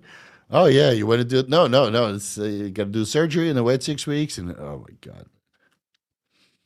Well, before my child is born, Bitcoin will have finished another bull market. Then it would have been free. What's a good research for keeping up with all the new drugs? You guys. At this point, I don't keep up, man. You guys are more druggies than I am. So, Steve, what do you think about SLU-PP33? Never heard of it. Then I heard Dr. Dean talk about it. I'm like, you know what? This looks pretty interesting. Steve, why didn't include methylene blue into your mitochondrial deep dive? I totally forgot about it. Okay, now I'll do some research. Steve, what do you think about Mirabegron? I've never heard about it. Let's give it a run, right? So it's you guys. Just watch the Vickers Q&A every week, and there will be questions about drugs that I've never heard about or that might be very promising. And otherwise, go to the peptide websites. They always list all this kind of new stuff that I never even heard about. Do some research. If it's interesting, make your purchase, and then we'll hear back from you in a couple of weeks. So, but I have no idea, man. I usually get it recommended to me. Excuse me. I just get it recommended to me from the audience. Vape Lord Nord. Nice. Steve, I know you hate uncouplers like DMP for the sake of getting an educated response. I lose fat extremely quickly on that low dose. I just can't deal with the water. Thoughts on adding 25 milligrams hydrochlorothiazide? Good luck. Thanks for the $10, man. But good luck with your protocol. I'm not going to answer. And I think you know why. Hello, Steve. Does GH affect some people's prostate negatively onto a use? So if you're in a high inflammatory state and you get a lot of androgenic and estrogenic signaling at the prostate, and prostate cancer is in your family or benign prostate enlargement is in your family, then yes, growth hormone might accelerate that. So inflammation, androgenic signaling, estrogenic signaling, and then growth hormone would basically just hypertrophy that shit to the max. Hey, Steve, would HCG cause hair loss? It might. HCG is known to increase DHT levels, and if you're prone to hair loss from DHT, then you might accelerate that. Yeah. Steve, you're looking a bit tired. Oh, I trained back today, you know? It's 1:20 in the morning. That's the end of my day. Can I look a little bit tired? All right, don't worry. You're not the one who's going to have to fuck me after this. So if you don't like what you see, get the fuck out of here. MVP or what? MPV? Main platelet volume slightly out of range being natty causes vitamin K deficiency? I'm not sure. I'm not sure. Metal Brute, I loved your female libido deep dive. It's my favorite. I'd love to know your top 5 compounds for skyrocketing female libido. Cheers, King. Getting a raise. So when you start to make more money, your wife's or your girlfriend's libido will skyrocket. Trust me, I tell my wife my income every month. And in the months that I make less than my subscriber count, her libido is less than when I make more than my subscriber count in US dollars.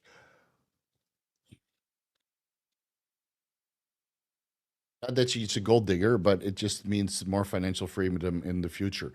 And it's with most women, it's like that. So when you can create a surrounding where anything is possible because money is an afterthought, then libido goes up, man.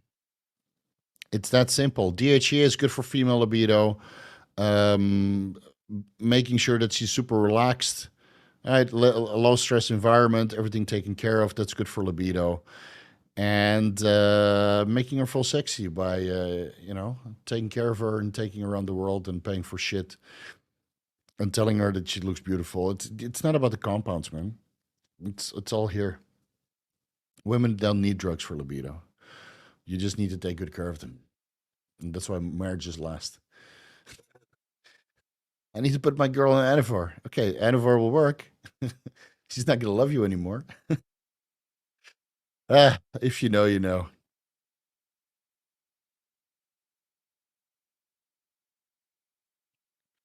Oh, somebody's pissed.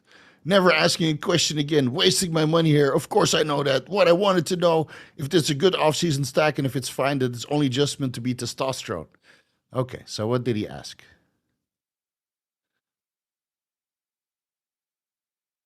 You're giving me this much information and you're upset for the answer. All right, buddy. All right. You know what you need to do?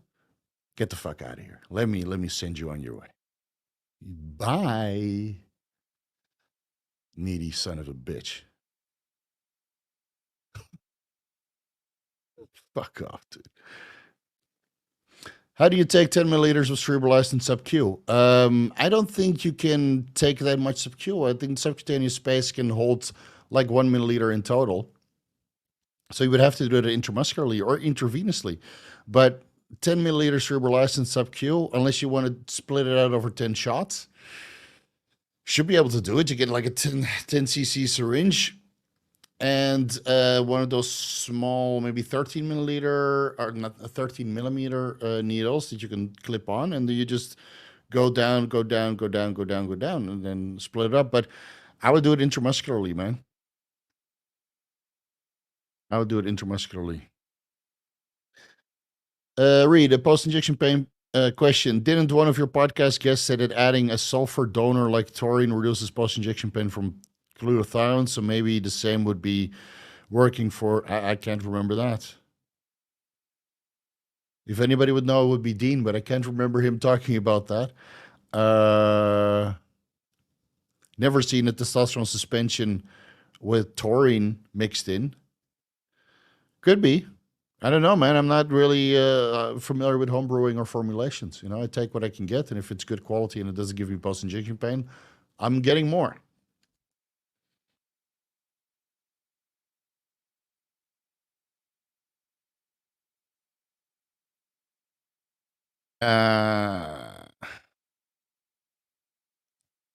Matthew Pete. Hey, Steve, I'm moving to Phuket in December.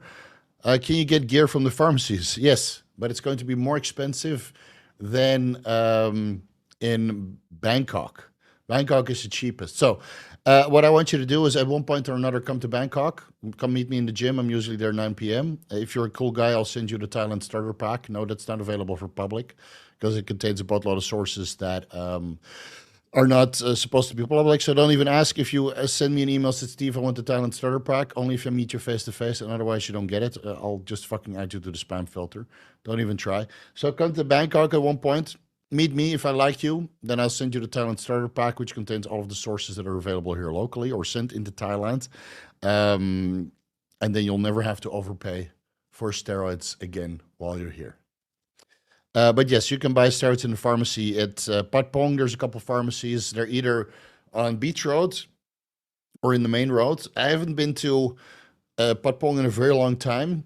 There's a couple known pharmacies, and otherwise, dude, go to Maximum Fitness or go to a couple of these other gyms and just ask around. If you're going there in December, just go to the gyms. You just hit up the biggest dude and said, hey, I'm new in town. Which pharmacy do I go to buy some fucking roids? Right? And then only buy pharmaceutical grade. And if you're not sure about the brands, the brand that the underground lab that I'm using is not in the pharmacies because they'd rather sell bodybuilder to bodybuilder. So I get it through through the bodybuilder route basically. So I don't know, just ask around. Most of the underground labs here are shit. This is the first time I'm using an underground lab that is actually good in a decade. And this is a very long time, man. And I tried everything in between. So I would just stick with pharma. Test is available as pharma. Nandrolone is available as pharma. Primo is sold out. Anavar is no longer available because I bought the last stock. Steve is going out of business. How many you got left? 200 boxes. I'll take them all. Steve, where can I get Bonnevore? Can I buy some of you? No. That's mine, stupid cunt. Anyway. Yeah, so meet me face to face and all shall be revealed. Yeah. How much methylene blue are you running? 5 milligrams. Yeah, good shit. 2 days, today and yesterday. Makes me train fucking hard, but I also feel hungry on it and a little bit lethargic after sets.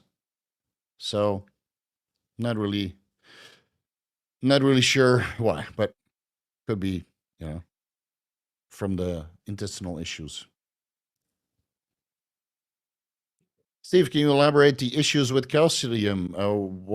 At what daily dose? So calcium, when you take that in unencapsulated form, meaning that it's in food, it goes into your arteries, and then of course, if you're in an inflammatory state and you have LDL foam cells, then you create plaque. So this is why I like calcium as a trickling effect, not as a um, not as a dump from calcium carbonate or calcium supplements, unless it's coral calcium. That I'm okay with. Coral calcium take a very long time to digest, almost the same time as food. The passing through is almost the same as food. But I would just rather eat calcium-rich foods. And how much vitamin D3 and K do you need to take for calcium carbonate to fully absorb without the risk of plaque buildup, right? Not that I'm in a high inflammatory state, and not that I have a boatload of LDL foam cells because my LDL is low because I take Ezetimibe. Still, it's a risk. So now that you know this, why would you take the risk? Did you get coaching from Jason Blaha? Yeah, I know everything I know from not from Victor Black, but from Jason Blaha. Yeah, praise to Jason for allowing me to have a platform and spit all this funny stuff for you guys.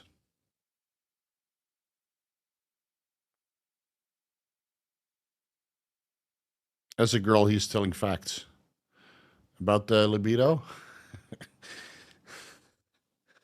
I've been married for 10 years, man. I know it works with my wife. I have no idea what works for other women, but if Nessa says yes, and of course, Nessa is probably a boy pretending to be a girl, but that's okay, man. The only confirmed women we have here, and Nessa, I'm not saying you're not a woman, but the only confirmed woman I know on my YouTube channel, the only one, where is she? Alejandra Carrera, where are you? I don't know where she is, but she's confirmed female, and the rest I'm not sure about. Don't send me nudes. Don't do it. What's your opinion on our steroids? That's Reddit. It's basically the same as old steroid forms, right? If you knew what you were talking about, you'd be a part of the fitness industry, and you'd show your face. Right? I was scared to death to go public, man, but when you feel you have knowledge, you should just be out there and share it with people. Are everybody going to agree with you? No. But hiding behind anonymity doesn't. Right? You need to see the guns. It's that simple. You need to be able to see all this freaky shit, right? It adds credentials. Look at this shit, man. Right? So if you're on our Reddit or steroid forums and you're not posting any pictures, then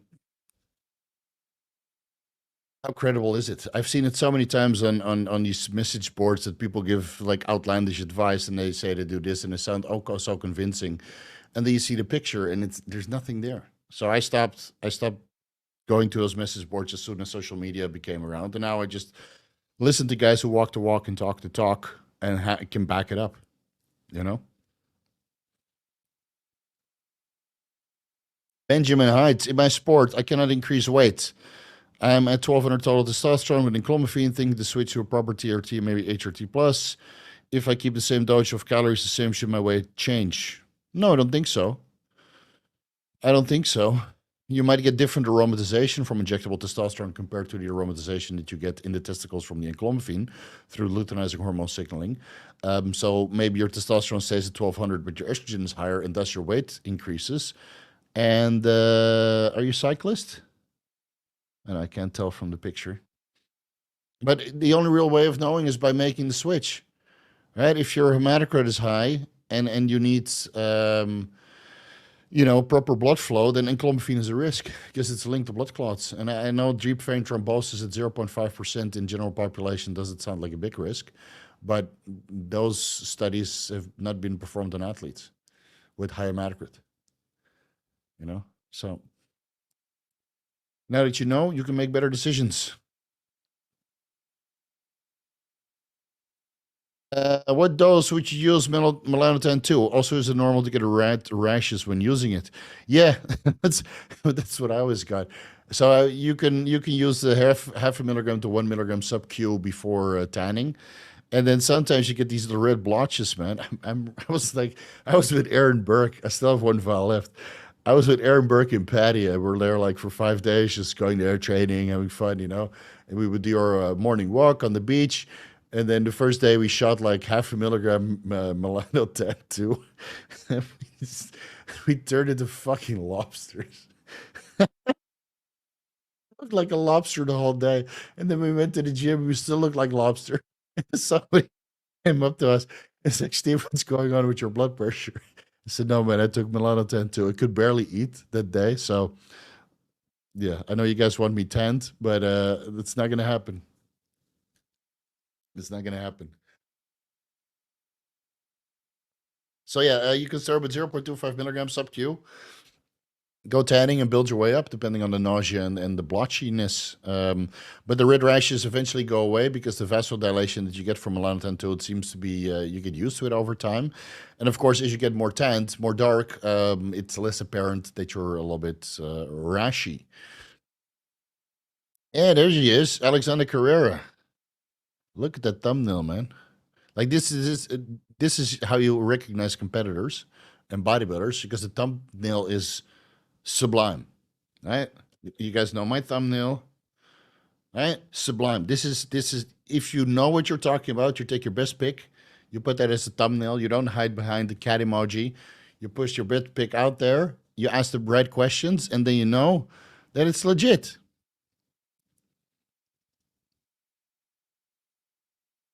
4 years ago, I quit TRT due to sleep issues. It was messing with my cortisol. 4-piece saliva test was proving it. Tried various doses with no luck. Any development on this department since 4 years. Look into Glutamine Calm. I hate to pitch this product, but with the phosphatidyl serine and ashwagandha root extract and a couple other things to kind of bring your cortisol levels down, it helps a lot of people with sleep quality and anxiety. So I'll link that down below. So it has ashwagandha root extract, 300 milligrams, phosphatidylserine, 300 milligrams, rhodiola rosea, 300 milligrams, L-theanine, 200 milligrams, saffron extract, 15 milligrams, and then feel free to throw in 2,000 milligrams of magnesium L-threonate. It's too expensive for a formula like this, but you can kind of help with sleep quality. And all of that should reduce your cortisol levels overnight. So you inject your TRT in the morning, and then you take your Glutamine Calm before bed, and then keep the... There was one video about TRT and sleep. TRT sleep. There it is. Can't sleep on testosterone replacement therapy. Give that one a watch. And I think you'll find some solutions within. It's linked down below.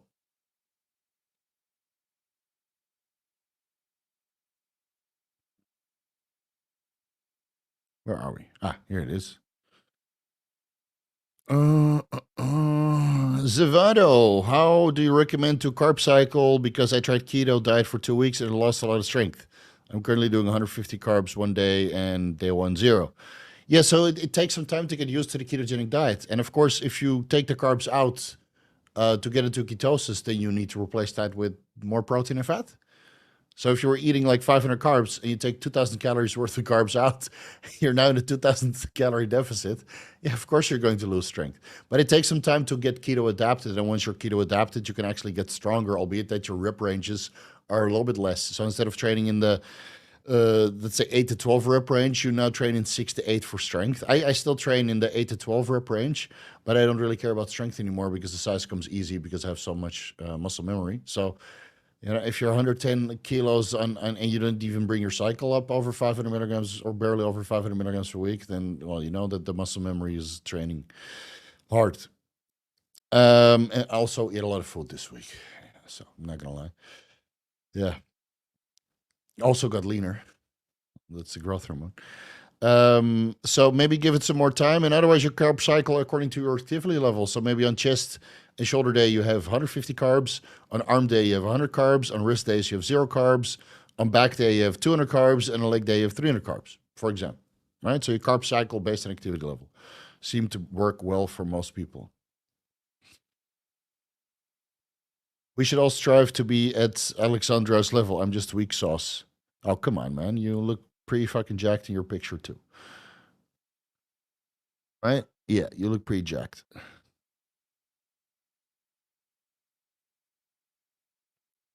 Jared Feather.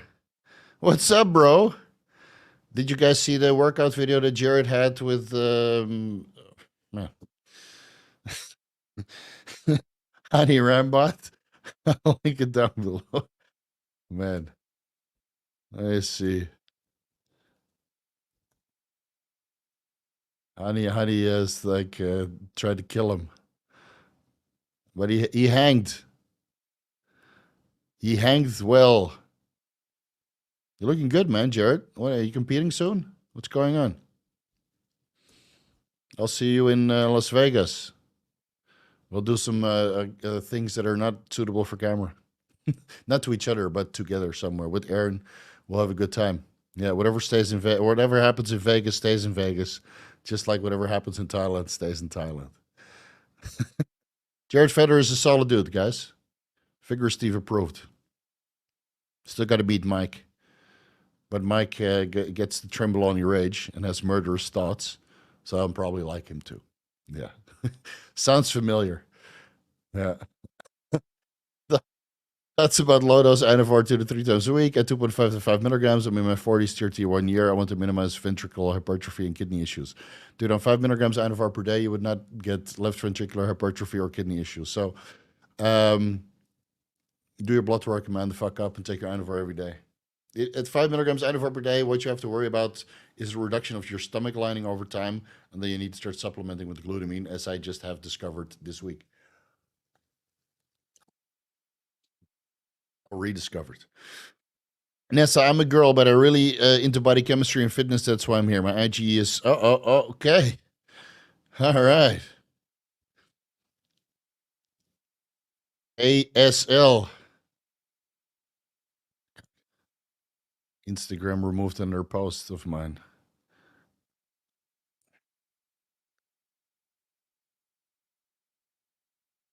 I hate Instagram, man. Milan.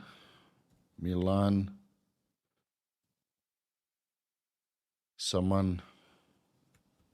Darina. What? Can't find you. Did you block me already?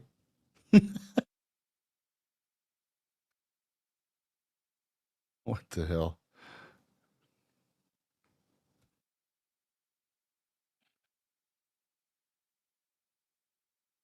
Oh, can't find you. Maybe it's for the best. I'm preventively blocked Figure Steve, so he can't find me. Chemex says Cordy Block, which is another one great for cortisol. Sleep like a baby. Yeah, I think that one has amodin in there. That's really good for cortisol. I should have thought of that. This is why we have Alexandra Carrera for To the Rescue. She knows more than I do. When is your YouTube channel dropping so you can fill in the blanks of all the shit that I forget? I learned so much that I forget a lot. Well, there's another saying there. I forgot more than you ever learned. What was that saying? Well, whatever. Would you still recommend doing a cycle SubQ with test and Primo? That's what I'm doing right now. What can I do to make the oil less thick so I can use smaller needles? I don't know. Draw with an insulin syringe or put the vial in the microwave. Put the vial in lukewarm water and then draw it with that. It's very easy to do. So you just heat it up slightly, not to the point that it's boiling. Obviously, you're injecting boiling oil into your glutes or the SubQ space, and that's not something you want to do. Dan Lagran, real life agreement, Gorilla Mind Calm killed my TRT anxiety. Yeah, a lot of people get benefits from that. So every time people ask me about TRT anxiety or sleep issues, and I already do everything right, they lead subcutaneous microinjections upon waking to have the injections as far away from sleep as possible. Then Gorilla Mind Calm or the Emodin, and whether that's from Chemex, Cordy Block, or the Gorilla Mind Emodin, that is the one that will really take the edge off, so to say.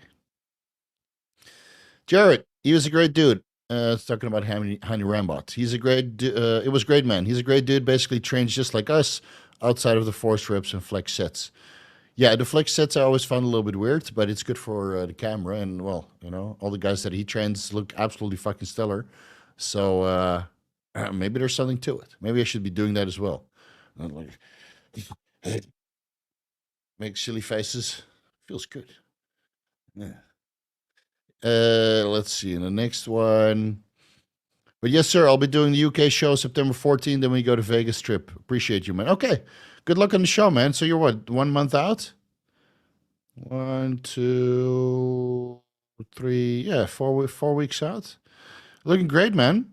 I saw some update pictures. You look fucking dicey. So have fun. Have fun. I'm sure you'll do good. I'm sure you'll do good. And then when we get to Vegas, we'll celebrate. We'll celebrate extra hard. Yeah, whether you win or not. You either get the victory celebration dinner or the consolation the consolation dinner, and then we'll have a good time. Let's see if I didn't miss anything. Vinny Satile. Any questions with that?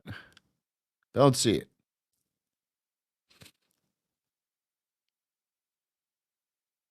Oh, 2-4 up.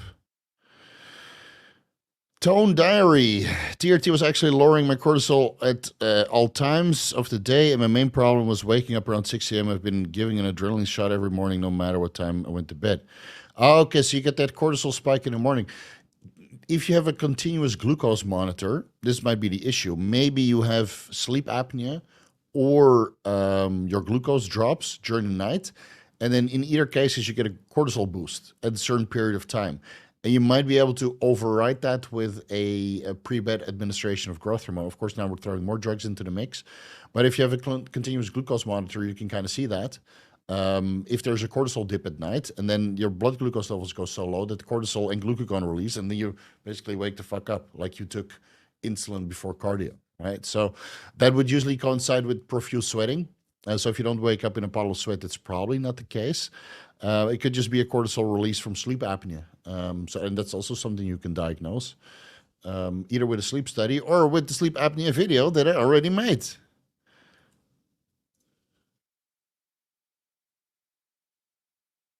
I'll link it down below.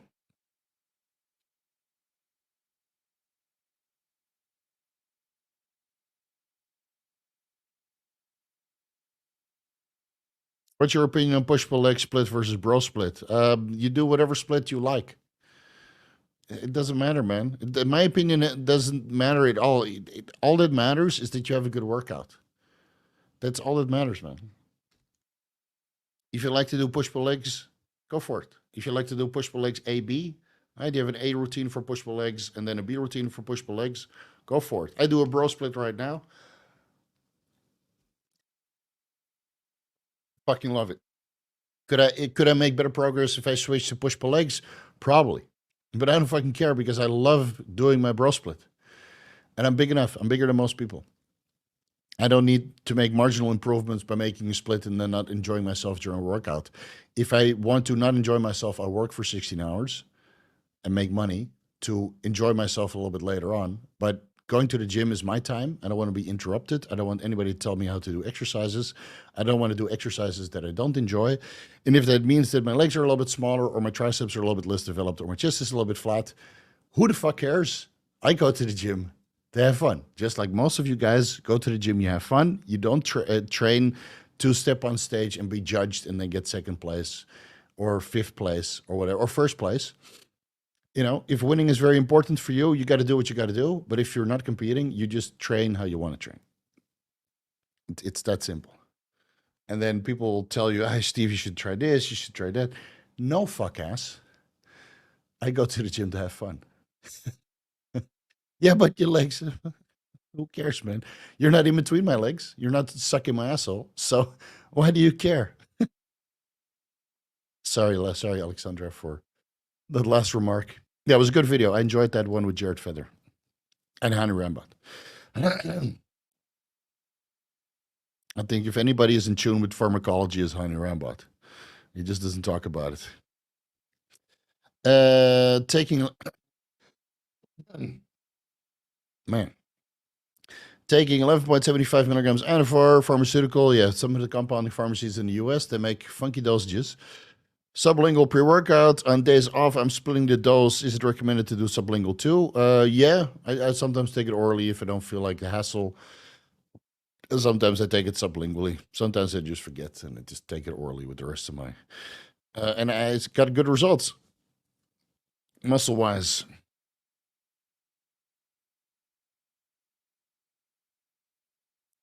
High risk fitness, 6'5", 250 pounds, 10% body fat. My creatinine is really 1.5, so my doc uses cystatin C, usually around 1.04.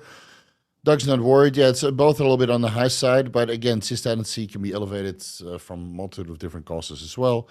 Not worried. Some ranges show that this is high. No proteinuria. Thoughts? Do an ultrasound on your kidneys. Get that diagnosed. This is the only way. And if you're using thyroid medications that can artificially increase it or other medications, then see if that might be the root cause, you know? So I just did an ultrasound of my entire abdomen and thyroid because I was there doing ultrasound. So why the fuck not? And everything was non-remarkable. I simply went in there to see if there was an issue with my intestinal tract that should easily be detectable in an ultrasound, obviously, because it's, you know, inflammation wise and echogenicity wise. But everything was okay. Like I was having intestinal issues, so it's like, you know what? After some elimination diet, removing some foods and some ancillaries and some medications, I still got a little bit of pain. So I just had a checkup, and everything's fine. Even though my creatinine is 1.5, 1.6 sometimes, but my cystatin C is usually around 0.8. Then again, I take a boatload of astragalus root extract, and that kind of helps. Man, my mouth is dry.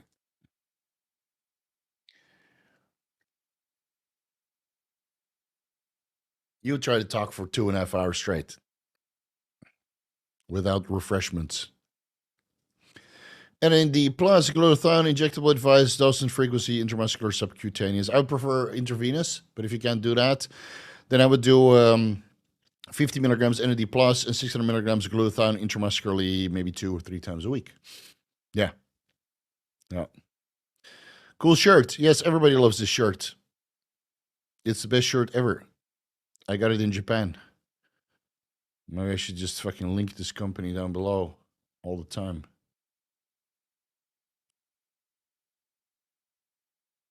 There you go. Rakuten.co.jp. Good luck ordering it, though. Hope you speak Japanese. 4.44 nanograms per milliliter growth hormone on the serum test, 604 nanograms per milliliter IGF-1 from growth hormone secretagogues. Nice work. With 2 IU properly dosed, not damage. What?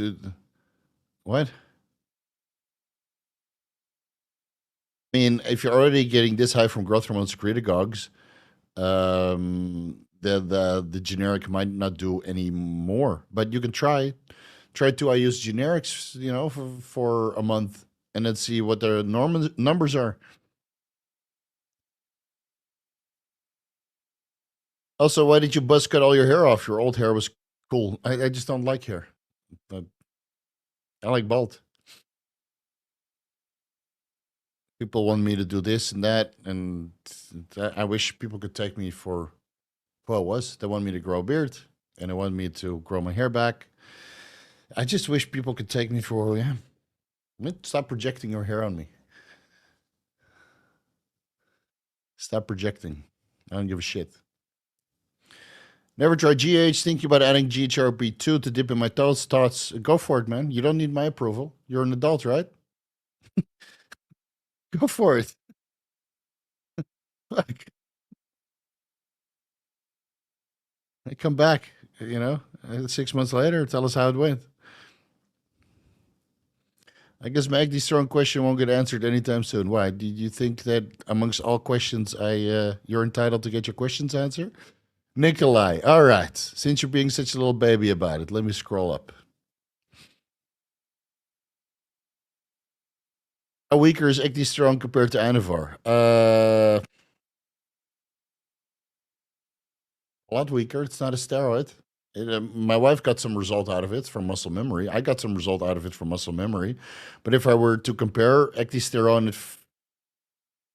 150 milligrams, so that's a 10% extract, right? So that's 1,500 milligrams in total with capsules with the cyclodextrin complex that Derek uses for enhanced delivery. 500 milligram tablets, 10% extracts with 10% net ecdysterone after the cyclodextrin complex is gone.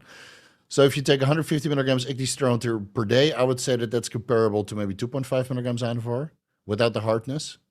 Yeah, and that could be a needle mover if you're a woman. Apparently, it's still their best seller. You know, for me, the only thing I noticed is that it increased my sexual binding globulin a little bit, which is beneficial because everything else brings it down. You know? So, hope you're satisfied with that answer.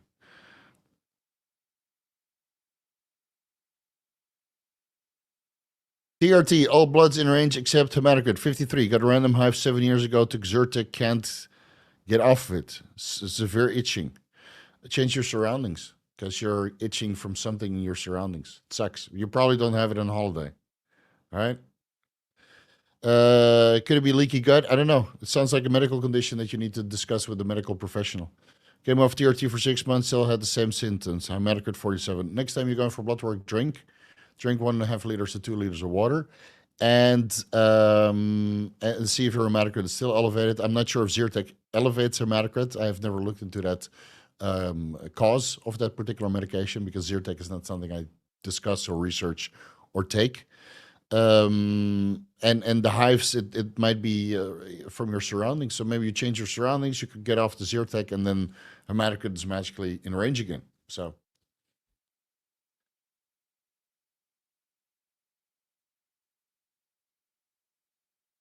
Time to eat, Steve. Grumpy. No, man. It's some questions are just so repetitive that it's exhausting. You have no. I know you don't know. You don't understand because you don't do these Q&As every week. But I get the same questions every week. Steve, grow your hair. Steve, grow a beard. And after a while, I'm like, you know what? You're going to get an answer that you might not like at the Vigorous Q&A. Right? That's your risk. You ask a question that you might not like the answer. And yes, I'm grumpy.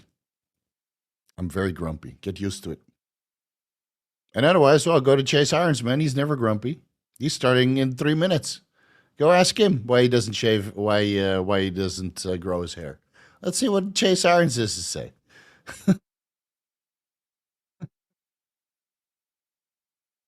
Or Paul Barnett, right? Basically, every sexy steroid educator out there besides Derek More Plates More Dead has no hair.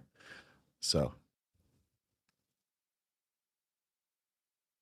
Best supplements for cheat meals. Let's see. Berberine, Garcinia, Senecal, maybe magnesium citrate, 400 milligrams, but then you can't eat so much because you hold so much intestinal water. And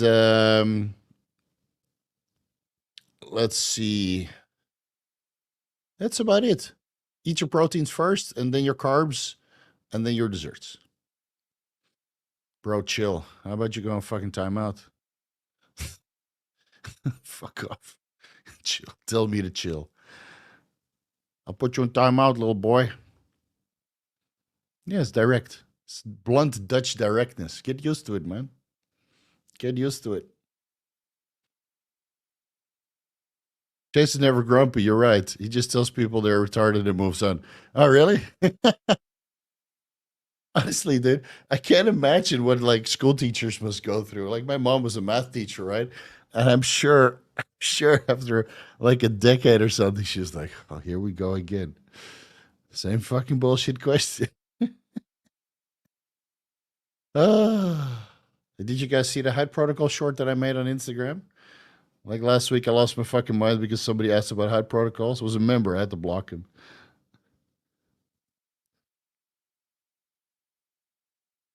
Let's see. How well did that do?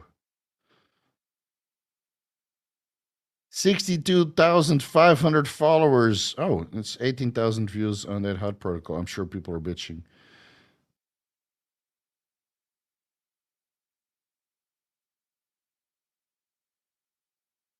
I removed your post. See why. You know, funny thing about Instagram is that it always thinks that I'm selling drugs. And I'm not selling drugs, dude. I'm trying to talk about drugs. Here, Your post may go against our policy on the sales of illegal or regulated goods. It's like for these platforms, man. Oh, whatever. Yeah, Chase Irons is always in a good mood, man. I wish I had that. It's he's very calm, composed. I don't have it, man. Yeah. Well, feel free to ask Chase the questions. There's always an alternative. If you don't like what you get here, go somewhere else.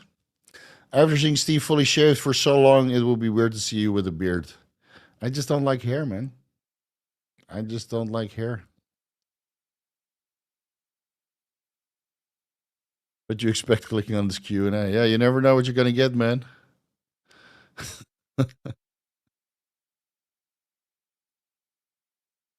Is Ritalin fine with clenbuterol? No, Nessa, no, no. Shoot me a message. Let me see if you're, and then your profile is blocked. Right now, don't shoot me a message. It's okay. It's okay. I would not use Ritalin with clenbuterol because both are quite stimulatory and your heart rate might go up. So I would rather look into Mirabegron.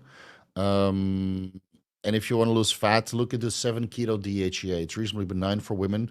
It increases your metabolism, doesn't have any androgenic side effects. If anything, it makes your skin look a little bit better, but not as good as clenbuterol does. And it helps with fat loss as well. So if you're using Ritalin or any other kind of ADHD medication, Mirabegron, 7-keto DHEA, SLU PP332, maybe GC1 sobaterone. Although I didn't really get good experience with that, but I'm sure Alexandra Carrera can chip in because some women seem to respond quite well to GC1 sobaterone. It interacts with the thyroid receptor, but doesn't seem to cause any cannibalism. So if you're in a caloric deficient state, it keeps your metabolism going, especially if you combine that with 7-keto DHEA. And then time. You know, the Ritalin is a pretty good appetite suppressant. So those would be the alternatives. I just don't like clenbuterol, man. Yeah. Thoughts on running Proviron during PCT? Would the non-suppressive dose be worth it for keeping cycle gains? No, Proviron is not a good anabolic. It might keep your estrogen low. It might have some androgenic signaling, which is good for fertility. If you're otherwise, let's see, fertility retarded, fertility impaired. so, what is it? Subfertile. But after PCT, I would not take any anabolic androgenic steroids, man. Even Proviron. If you want to bring your estrogen down, use an aromatase inhibitor or block the estrogen receptors with selective estrogen receptor modulators temporarily. But Proviron during PCT, more people than not do not have a successful outcome of their PCT if they take Proviron. So it's I would not recommend it. Take growth hormone, clenbuterol, Mirabegron, methylene blue, SLU PP332. Those might be good for fat loss and mitochondrial function and keep some anabolism going. White kidney bean is a carb blocker. Yeah, true. Yeah, forgot about that. Yeah. Have you taken anything to change your eye color? No, must be the filter. Here, I'll show you without the filter. 1 second. Oh, not that one. So this is without the filter. And then let me open my eyes for you so you guys can see. This is with the filter. So now it looks significantly more blue.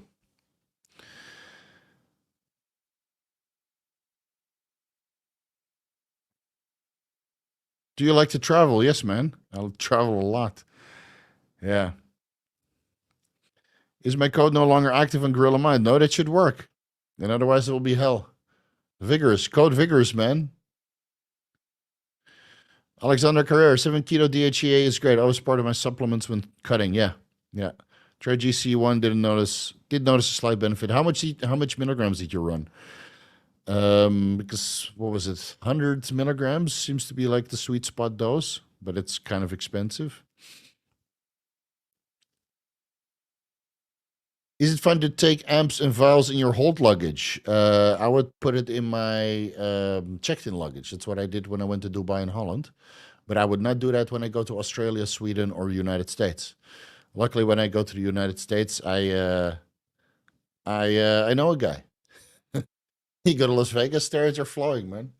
I arrive and it's with a suitcase with the LED lighting, just like in Pulp Fiction. And you open it, you're like, ooh, I don't know what to inject first. So, luckily, when you go to the US and you have friends, don't have to bring anything. But yeah, the Dubai and Holland, it's not really a problem. Coming into Thailand with drugs, well, steroids, like cocaine, don't fly to Thailand with cocaine, man. You're fucked. But the PEDs, no, man, not a big deal. And otherwise, you go to the pharmacy same day. Get all your testosterone and growth hormone there. Will you have Tanner Tanner done? Yeah, at one point. I'll meet him at Mr. Olympia, and then we'll discuss some future collaborations. Alexander Carrera, around 100 milligrams. Yeah, so 100 milligram GC1 does seem to improve metabolism quite a bit. I've heard guys run 1 gram. They bought the powder. They ran 1 gram. Full as a house. What about Japan? I've been to Japan twice. I've been to Tokyo. I was there 10 days. We did the Kill Bill restaurant, the Lost in Translation bar. Man, the cover charge was like $200 or something. Fuck. We did kaiten sushi right on the conveyor belt. We went a couple places. Went to a couple of the temples and the shrines. That was great. Went to Akihabara and a couple other of these night areas. Went to that little area next to a subway station where they have all these little bars that seat maybe 4 to 5 people. Some of them you need to book in advance, so we booked one in advance. So that was Tokyo. I also went to that. This is a funny story. Went to that fish market next to the. Starting to rain again, by the way. Went to a fish market, the popular one where all the tourists go. And then I was pretty yoked, not as yoked as I'm now, but I was pretty yoked. So I sit there, and I have like a bowl of nice tuna with my wife, and then some guy, somebody brought me another bowl. I'm like, I didn't order a bowl of another tuna, and then some guy stood up, oh, you big, need to eat more protein. So it's like a $30 bowl or something of prime tuna. He just bought it for me. I'm like, okay, fuck. So it was pretty funny going to Japan. When you're jacked in Japan, people call you Mr. Sugoi, which is basically Mr. Amazing. And yeah, I love Japan, man. It's fun. The yen is super low right now, so if you want to go, go. I also went to Disneyland Sea. It's probably the best Disneyland that I've been to, besides Disney World in Florida. But the rides are prime, man. Fuck, prime. I went to Universal Studios, Super Nintendo Land in Osaka. Went to Kobe, had Kobe beef. We spent $1,500 for 4 people. Yeah. It hurt, but it was worth it. And it was so expensive because we got so plastered that we forgot to take the MRT and I could barely walk. So we had to take a taxi from Kobe to Osaka, and it was $125. So it should have been $1,350, but it ended up being $1,500. Went to Kyoto. That's beautiful. That's absolutely beautiful. I think Kyoto is livable for a couple months. Very beautiful city, great restaurants, nice shrines, super nice people. That was before the geisha area got blocked off because, well, tourists are going to tourists, and most of the tourists are fucking retards. They don't know how to behave. So I love Japan, man. I love Japanese people. I love Japan. I would consider going to Japan more than Dubai after the recent trip to Dubai because it's just, I don't know. It's chill. I like Japan. And again, it's cheap with the yen. Now, will you have another podcast with Dr. Scott Stevenson? Yes, I'm sure. Yeah, why not? Why not, man? Why not? Jason Chi. What's a good range for SHBG while on cycle and how to increase it to optimal range? Okay, so I have a very detailed video about this. Let me link it down below. I prefer to keep it, let's say, 15 to 25 nanomoles per liter, if possible. But of course, if you take a boatload of drugs, then it's going to be very, very difficult. Growth hormone, insulin, steroids, they'll reduce SHBG. So if you do a ketogenic diet, you might be able to keep your SHBG a little bit higher because insulin release is less than on a diet rich with carbohydrates.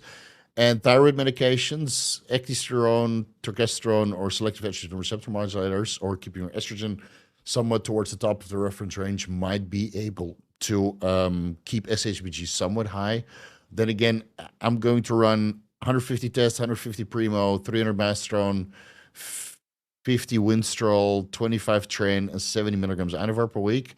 And on a cycle of 750 milligrams steroids combined, I'm sure my SHBG will be single digit. And you know, throwing in a load of T3, which I don't think is going to be necessary, might bring it up to low single digits. So from a 5 to a 9, you know, what difference is that going to make?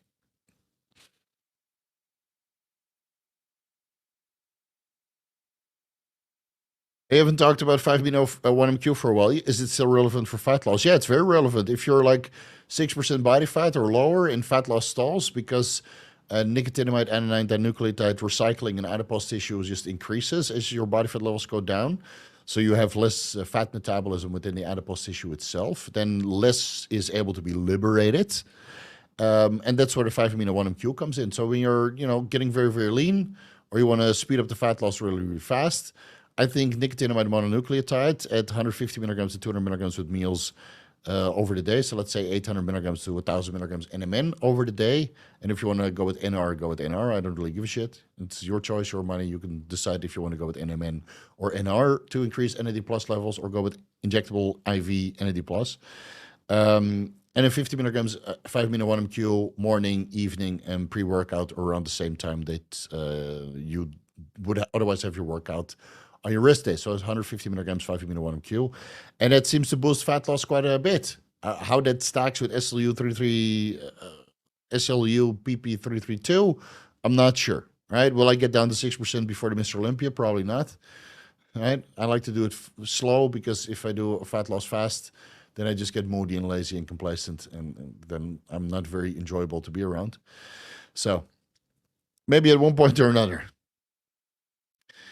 Steve, have you ever seen a UFO? I talked to some aliens at once, but that was under the influence, so I don't think that really counts.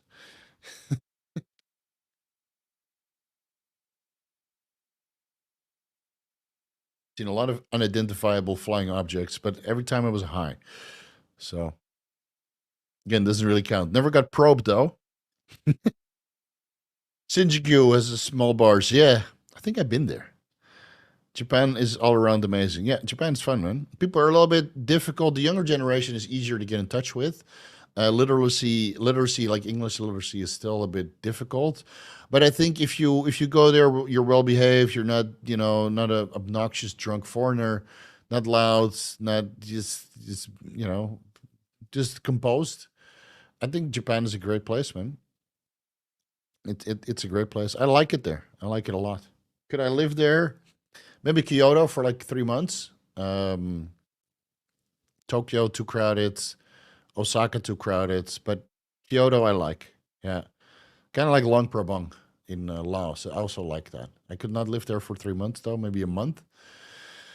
Every city has a time frame, right? I thought I could live in Dubai for 3 months, but now after the last trip, I was like, you know what? 5 days is enough. We should go there in winter when it's not so brutally hot. Kyoto is brutally hot also, man. Oh my God.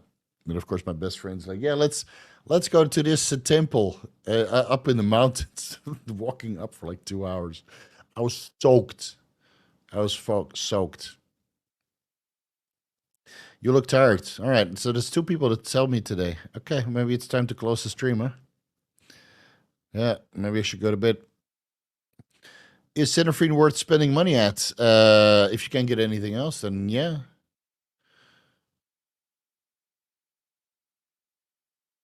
Do you find the Japanese woman beautiful? Okay, so I'm going to be brutally honest here. When I went to Kyoto and Osaka this last trip, there was, was it this year or last year? It was last year. So when you're getting old, everything blurs together. So I went there last year I can't even remember, somewhere around this time last year. Um, and then I asked my buddy, my best friend, who would know for 40 years, and I asked him, said, "Did you see any hot women?" He's like, "No." I told him, said, "I think they all moved to Tokyo." So yeah, it must be right because when we were in Tokyo, he was stationed there as a diplomat. He well, he had a new girlfriend every week, and we're all hot. This was when he was still single, just dating around. And then he was like kind of expecting to see all the hot Japanese girls again. And so I asked him blunt, so, "Peter, did you see any hot women? You know, you bring him some memories." He's like, "No, man, I haven't seen any." So yeah, they're all in Tokyo, dude. So no, in Osaka and Kyoto, I did not see any hot women. Maybe that's for maybe I can live there instead of Tokyo because otherwise it's too much of a distraction. Anyway, there's a boatload of hot women here in Thailand. It doesn't bother me either. Um, so yeah, in Tokyo, yes, plenty of hot women, very beautiful, very nicely dressed. From what I remember when I went there in 2017 or 18. Um, but no, I can't remember. These questions are getting off the wall. Yeah, it's late, man. How many drug questions can you answer? I think Dubai is brutally hot all year round. No, so I've been there twice in summer, like May area, and I've been there twice in winter area. So I've been there 4 times. And in wintertime, like December, January, then it's doable, man. Then you can go, outside and stand there, take pictures, and even during the day, it's pretty doable. But May, August, never again. Never again.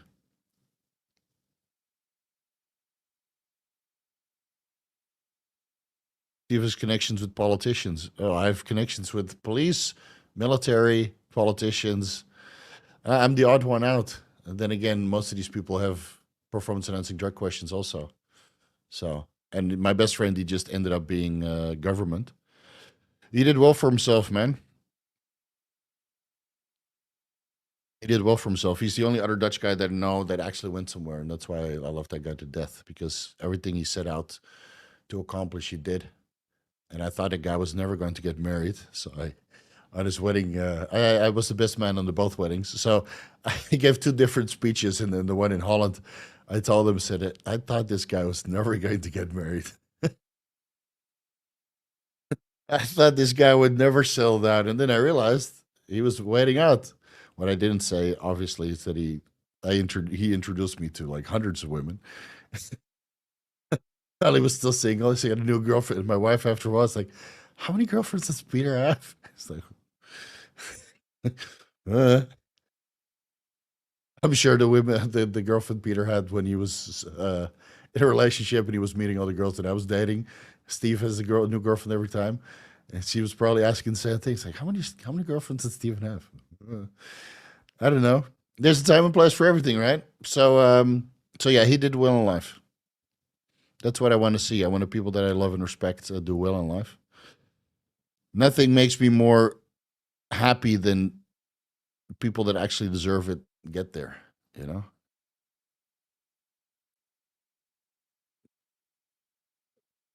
Tim, missed the last couple of hours working at my house. Props Uncle Steve to go for over 2 hours every Saturday. Yeah, I have no life. So what else? What else am I gonna do?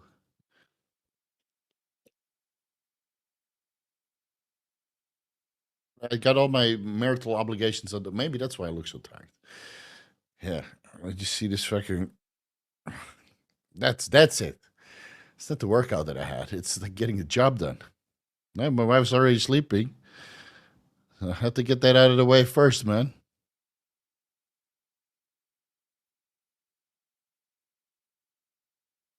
Funny thing, the people who don't look like they're gonna marry really hard. Yeah.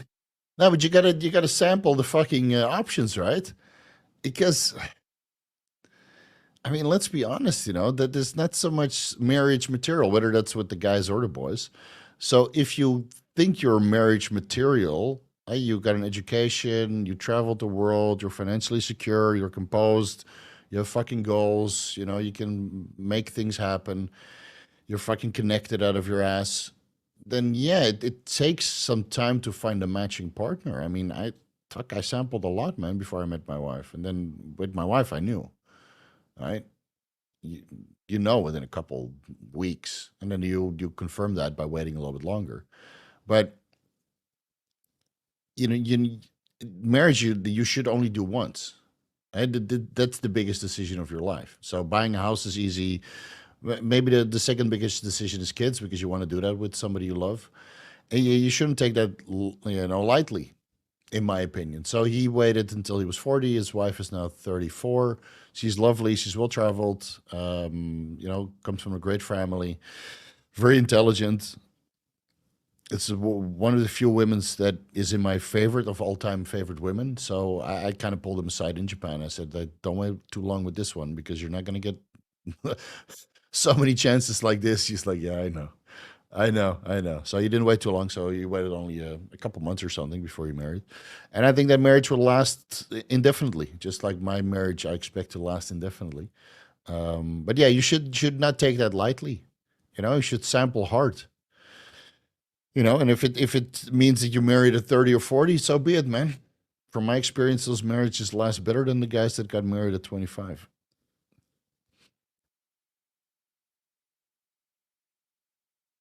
New in a couple weeks, yeah, yeah. So if you banked like 200 women already, or 250, I can't remember.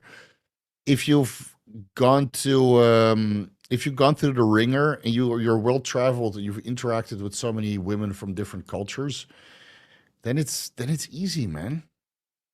Yeah, you know exactly what you are. You can just put it in a list. And if you find a moment that you put her list next to yours and it's almost overlapping, and she looks beautiful too, what more do you want? What more do you want? Of course, you're not gonna go head over heels and marry. You still got to prove it. You got to shit test them a little bit, and they do the same to you. You know, spend like 3 weeks together on a holiday, see if that lasts, see if you can go through ups and downs financially, and otherwise you simulate that. Just pretend that you don't have money, see if the relationship lasts, because recessions come every 18 years, or 2027, and just watch the real estate cycle. You need to be able to get through that shit. So they'll shit test you, you shit test them a little bit, not to the point that it breaks, but you need to create circumstances where before you married. So after 2 years of being together and going through the ups and the downs, and then you realize that it doesn't matter if it's up or down, and it doesn't matter how down the down is, you'll survive. Then yeah, you can marry. Anyway, Eric Dunnell, marriage about communication, trust, love, and honesty. The right person makes it effortless no matter. Yeah, exactly. Yeah, yeah. So if you got all of that, and you're pretty much equally matched in a lot of things, education wise, travel wise, financial wise, just goals wise, and outlook on life wise, then yeah, fucking do it. You know. All right. I guess all the questions are done now. What a mood killer. Where are we? Uh,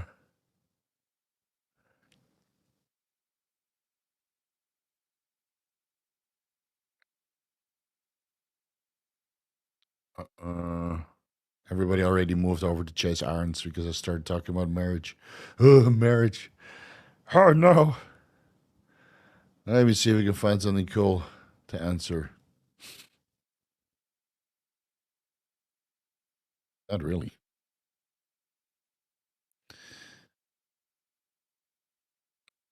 One more dumb question, Steve. We have them, yeah, I'm sure. Steve, did you get to talk with the aliens when you were under the influence? I can't remember, man. I don't think so. I don't think so. No. Would I marry somebody without studies? Sorry for the question. Should I marry somebody without studies? No, I mean, spend some time with them. What do you mean? Without going to university? I know. I think it's better to be married to people who try to enrich themselves. Oi, Steve. Aussie, Aussie, Aussie. I'm going to try HCG monotherapy after a decade of 150, 200 milligrams testosterone cypionate TRT. How can I control gyno and puffy nipples? With an aromatase inhibitor? Maybe? So if you're going to go from 250 IUs, probably you need 500 to 1,000 IUs HCG 3 times a week. And then you take the 6.25 milligram aromasin twice or 3 times a week, depending on your estrogen levels. So do your blood work and then adjust from there. Yeah. All right, guys, if there's no more questions, then let's just wrap it up. I think that's pretty much it, no? No, well, okay, we won't talk about marriage again. My apologies. Everybody just went quiet. Look at this simp. He got married.